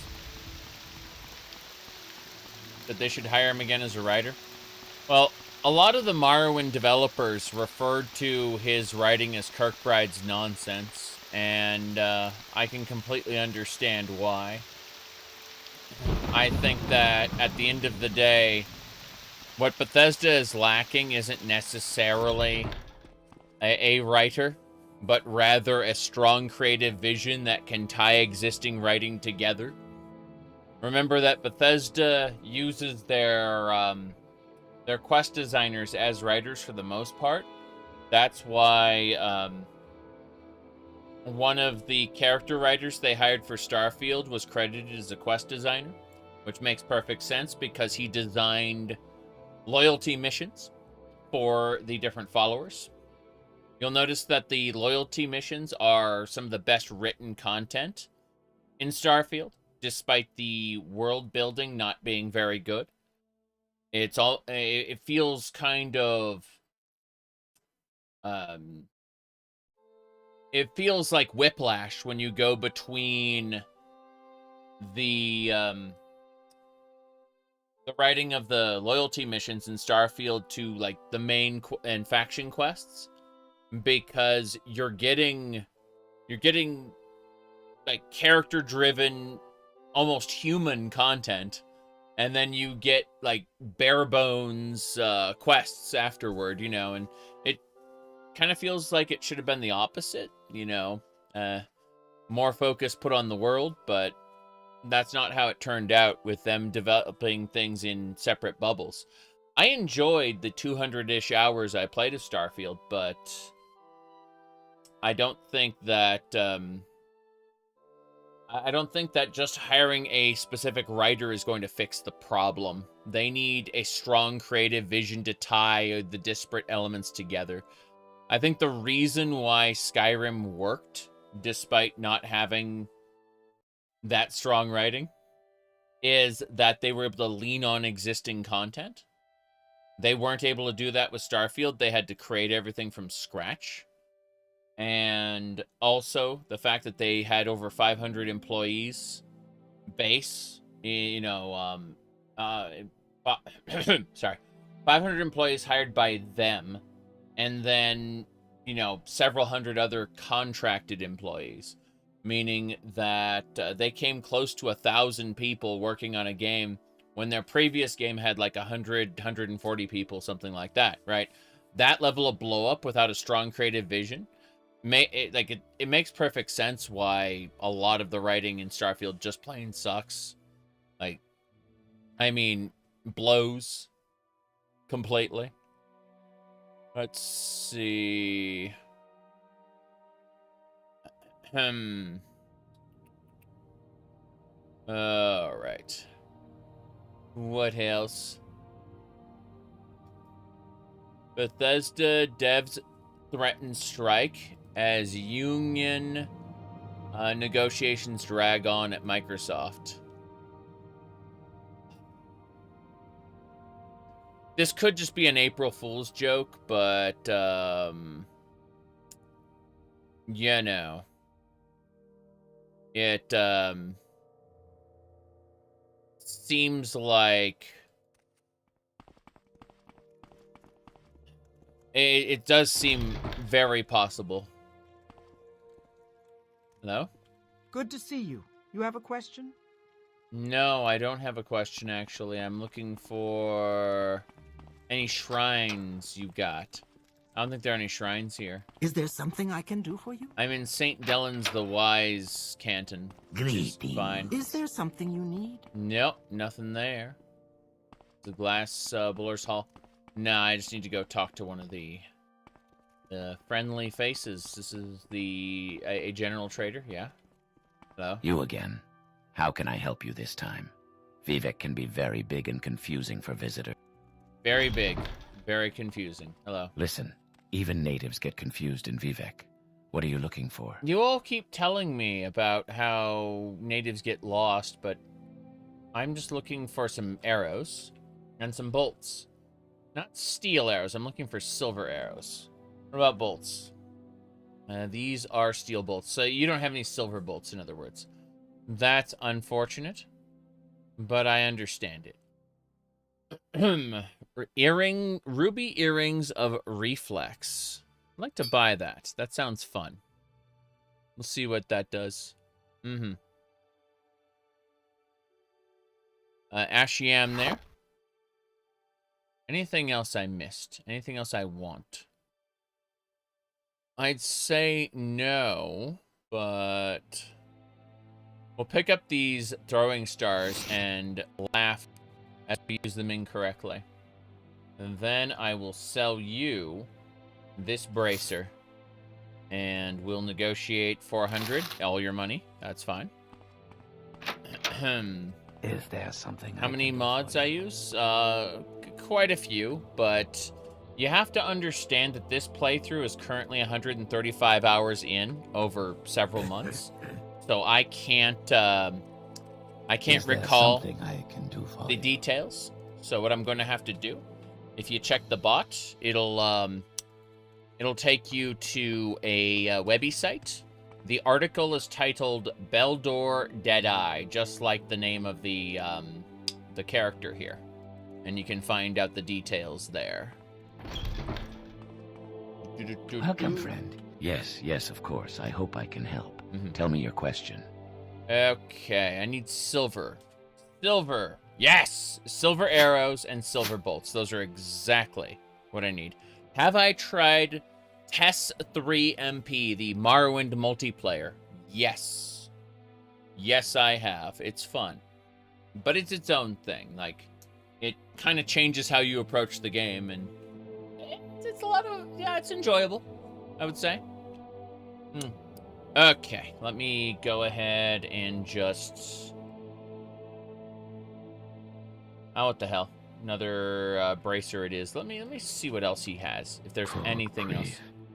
Did that woman put starch in my shorts? I'm picking up that royal dress. That royal collar. These royal sleeves. This gown. What else? I mean, you probably do have starch in your shorts, sir. You probably do. I'm gonna pick up all that salt rice. And I think that's good. Is this a fat loot? No, it's just a regular loot. There is a fat loot in the game somewhere. But, please enjoy this dreg bracer. I am asking for all your money, sir. Very good. Alright. Here we go. We need to check these. We need to test these out. So I'd like to give you this one first. Okay, that is a... Submit to the three, the spirits and thy lord. I like how your metal pants are showing through. I mean, that makes sense. She wasn't supposed to have those. Let's see. Companion share. Yeah, that is precisely... That's good. That's good. It's good. But let's keep looking. Keep messing with things. So, first... What about these Witcher items? These are the Witcher. Yeah, I knew it. Fucking Witcher outfit. Love it. Okay. Wow, that's barbarian nonsense. It's screwing up. But there we go. Oh yeah, that is just the. 3 gods, one true faith. 3 gods, one true faith. Like yeah, that's just Witcher stuff. It's fine. It's fine, really. But I do need to take the... What the hell is she wearing? Ah, it's the fur plate. Got it. And then... I guess those are the sleeves, and those are... Yeah, so the royal sleeves and stuff are not good. But this outfit is good. Perfect. Yep, I'm over encumbered now because of the greaves. So what we're going to do is we're going to inch those over. Or actually, we'll just give them to the skeleton. Skeleton, take... the greaves. Take some dreg stuff as well, actually. Come to think of it, we should have the,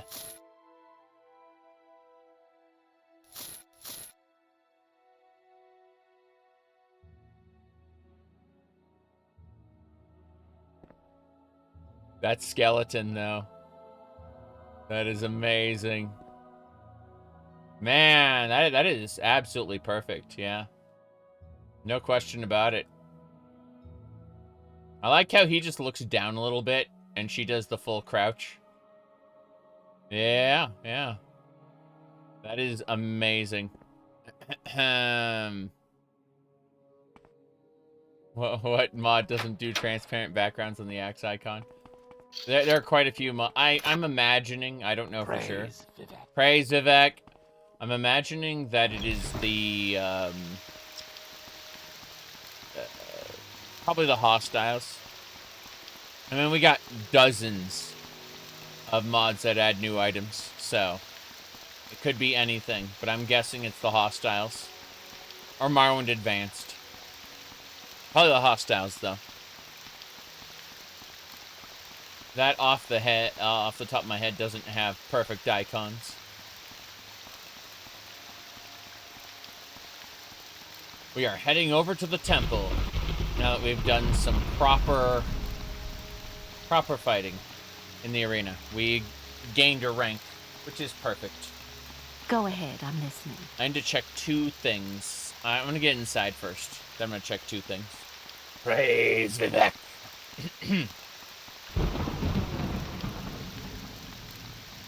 Right.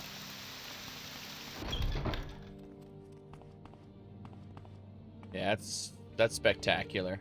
Her outfit, I mean.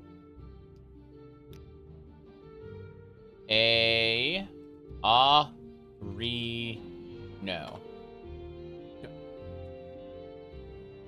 Now, let me look at 2 things. First, then second.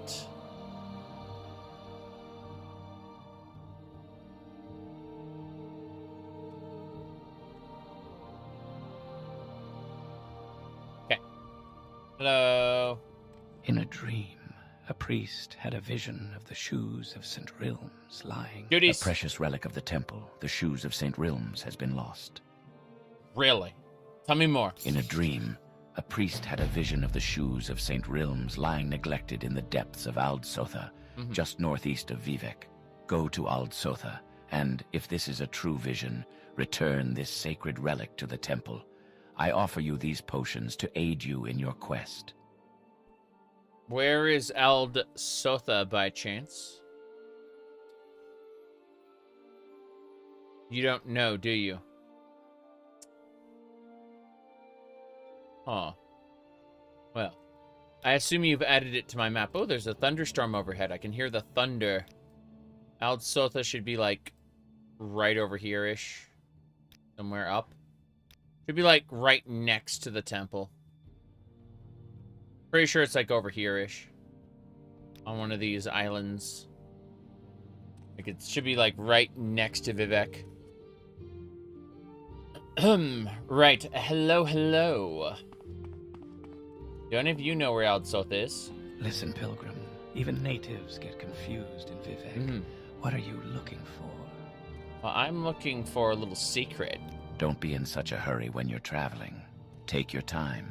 Keep your eyes open. Learn from your experiences. You're on the road to learn about yourself and the world around you. I mean, that's absolutely true from a, like, actual video game perspective. Cool. All right, I'm told that I am needed to close the windows in the basement, which I'm in, but I need to go close the windows because we got a thunderstorm.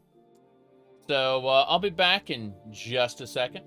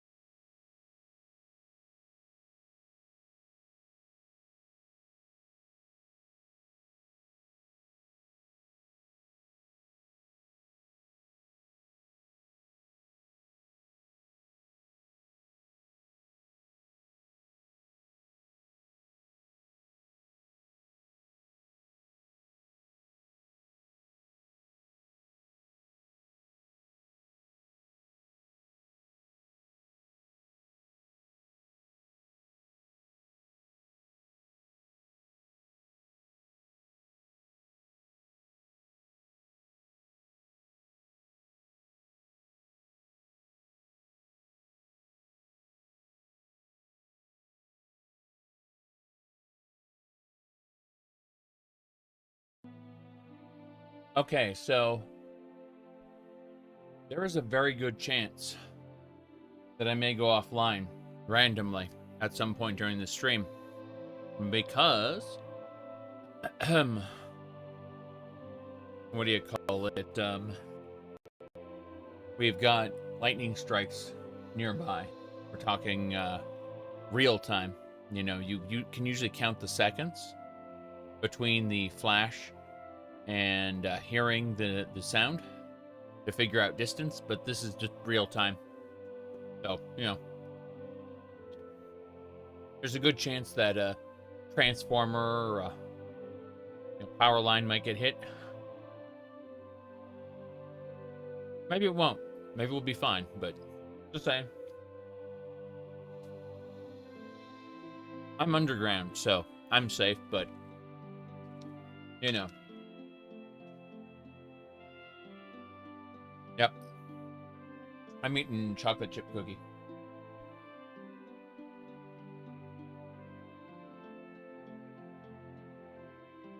If I get knocked offline, I have backup batteries for my cell phone. So it's not like I'll be off the internet, but streaming won't be possible.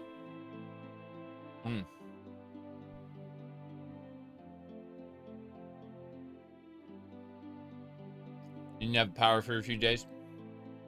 Well, this particular area is used to bad storms. That's for sure. Okay, cookie's done. Let's go to Al Sotha. Alms Grace. Ruris. Alms. Alador. Theron. Veloth. Is there something you need? Felms. It was Felms and Dalen, sorry. Lothus. Vivec Fury. I'm Maris. never too busy for good talk. The Spirit of Nerevar. I'm so hungry. Okay. I could eat a rat. Yeah, this particular area gets some pretty bad winters, so they are very good at... In a dream, a priest had a vision of the shoes of St. Realms. Shoes of St. Realms, yeah. Look, we're getting out of here. God damn, the skeleton's looking frightening now. And she's looking good. Let's go this way. They're pretty good at restoring power here, is what I'm trying to say.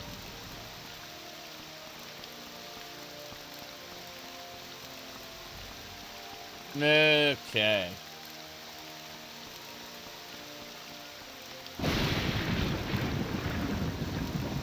See, this is my sippy cup.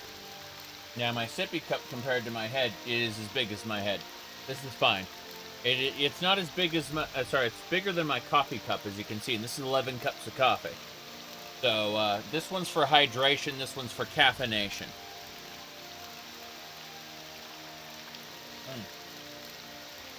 That's how it works.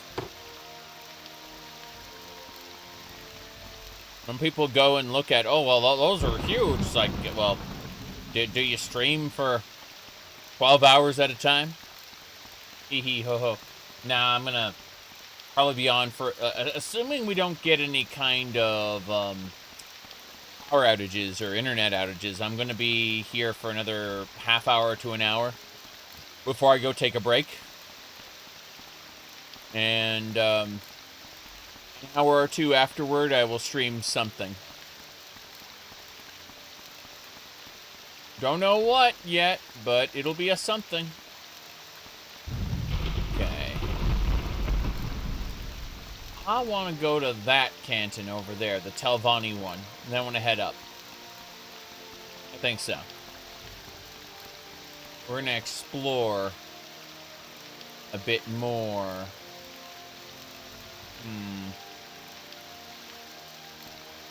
Onwards.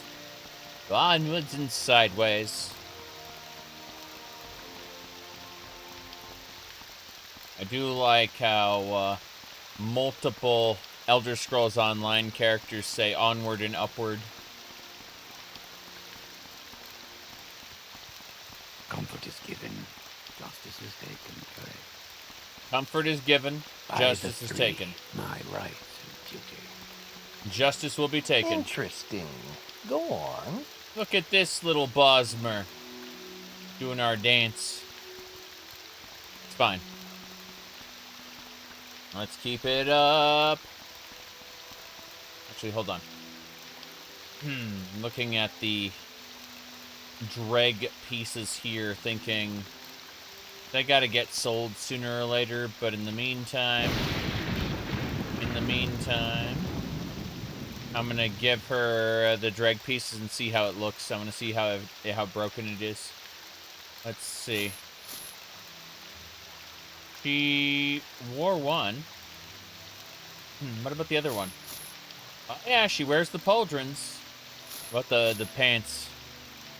Okay, those clip, unfortunately. What a shame. What about the chest piece? Lower cut, higher cut. I mean, it's based on the model, so yeah, it makes sense. Alright, what about this? Drag shield doesn't matter, got it. I just wanted to see what those pieces would look like, and the answer is... give her the enchanted pieces. Will she really not use... okay. She won't use the other enchanted piece because she has a normal piece? Ah, she considers them the same. Okay. That actually looks pretty cool. The pauldrons there and the crab arms. That's funny. I'm so hungry. I could eat a rat. Don't eat the rats. They contain the plague.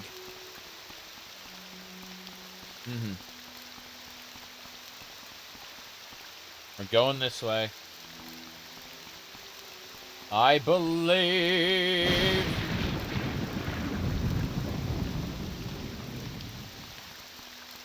Oops. The ash storms are a nuisance. Oh no, this one is no more. It is no more, they say. What about bolts? I need to see about bolts. So I have 114 silver bolts. She shouted, "This one is no more," and lunged at me. And then she died. Okay.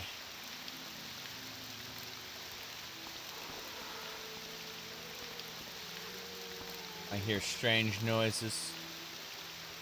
Rumors flow from the House of Troubles. Gonna go ahead and make a save here. Ald Sotha Go-Go.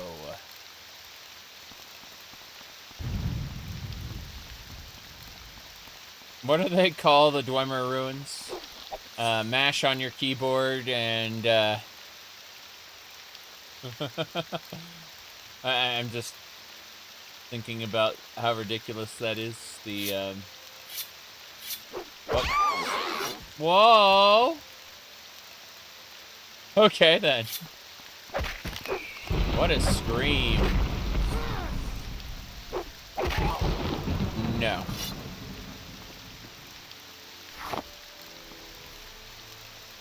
Okay. We gotta run. That's a big spider. Big spider.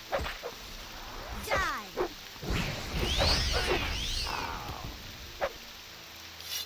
These creatures, they attack. The wilderness is full of monsters. How do people live? The answer is they farm these creatures. They eat them. We are going to travel. Who are you? Hello there. Listen up if you really care. My former guards just ran off and stole all my goods. Oh, stole your goods? Sorry, I'm busy fighting an ant, apparently. I'm scared. Run while you can. The hell is that? It's dead. A wild guar is attacking. This guy said someone ran off and stole his goods. Oh god! I realize what's going on here. It's a flood!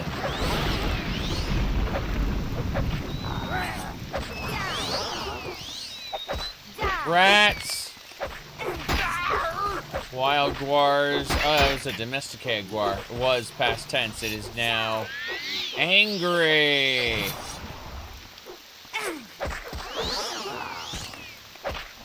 We must purge it all. This whole area must be purged. My athletics skill has increased to 60. Woof, indeed.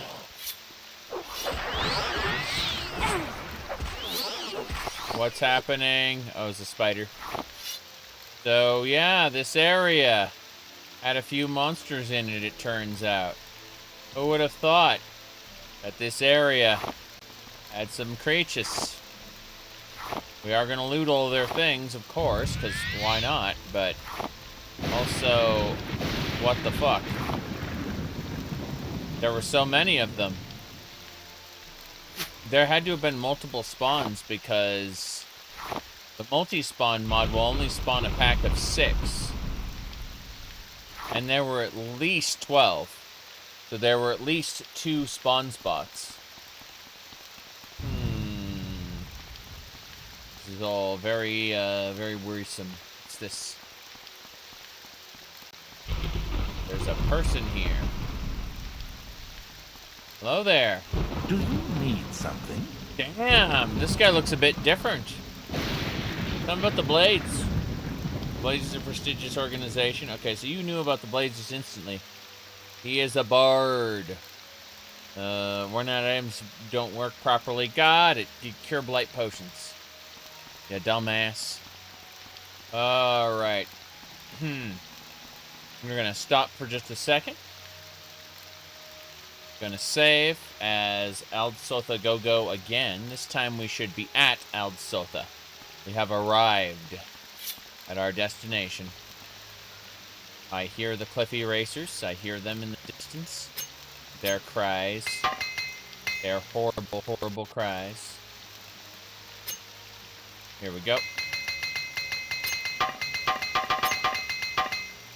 Perfect. We have repaired everything to full. The Daedra in this ruin cannot be hurt by my trowel, the garden shovel that I've been smacking people with. It is not going to work. So we need to switch to the Jink Blade. Yes. It's not just a trowel. You see, we have used our legendary armorer skills to enhance it. It is actually a trowel plus, I believe, 17? Let's find out. Okay, our iron fork is plus 18, so it's probably 17. Yeah, it's the trowel plus 17. We have used our skills to upgrade it beyond normal limits. As you can see, let me close a bunch of other windows. Yeah, you can see this is the trowel plus 17. Unfortunately, it does not hurt Daedra or ghosts because it's considered a normal weapon. So, you know, I can smack them with the trowel as much as I want, but the Daedra, they will not be injured at all. What a shame. What a shame. Okay. Let's go. That's a blighted Cliffy Racer.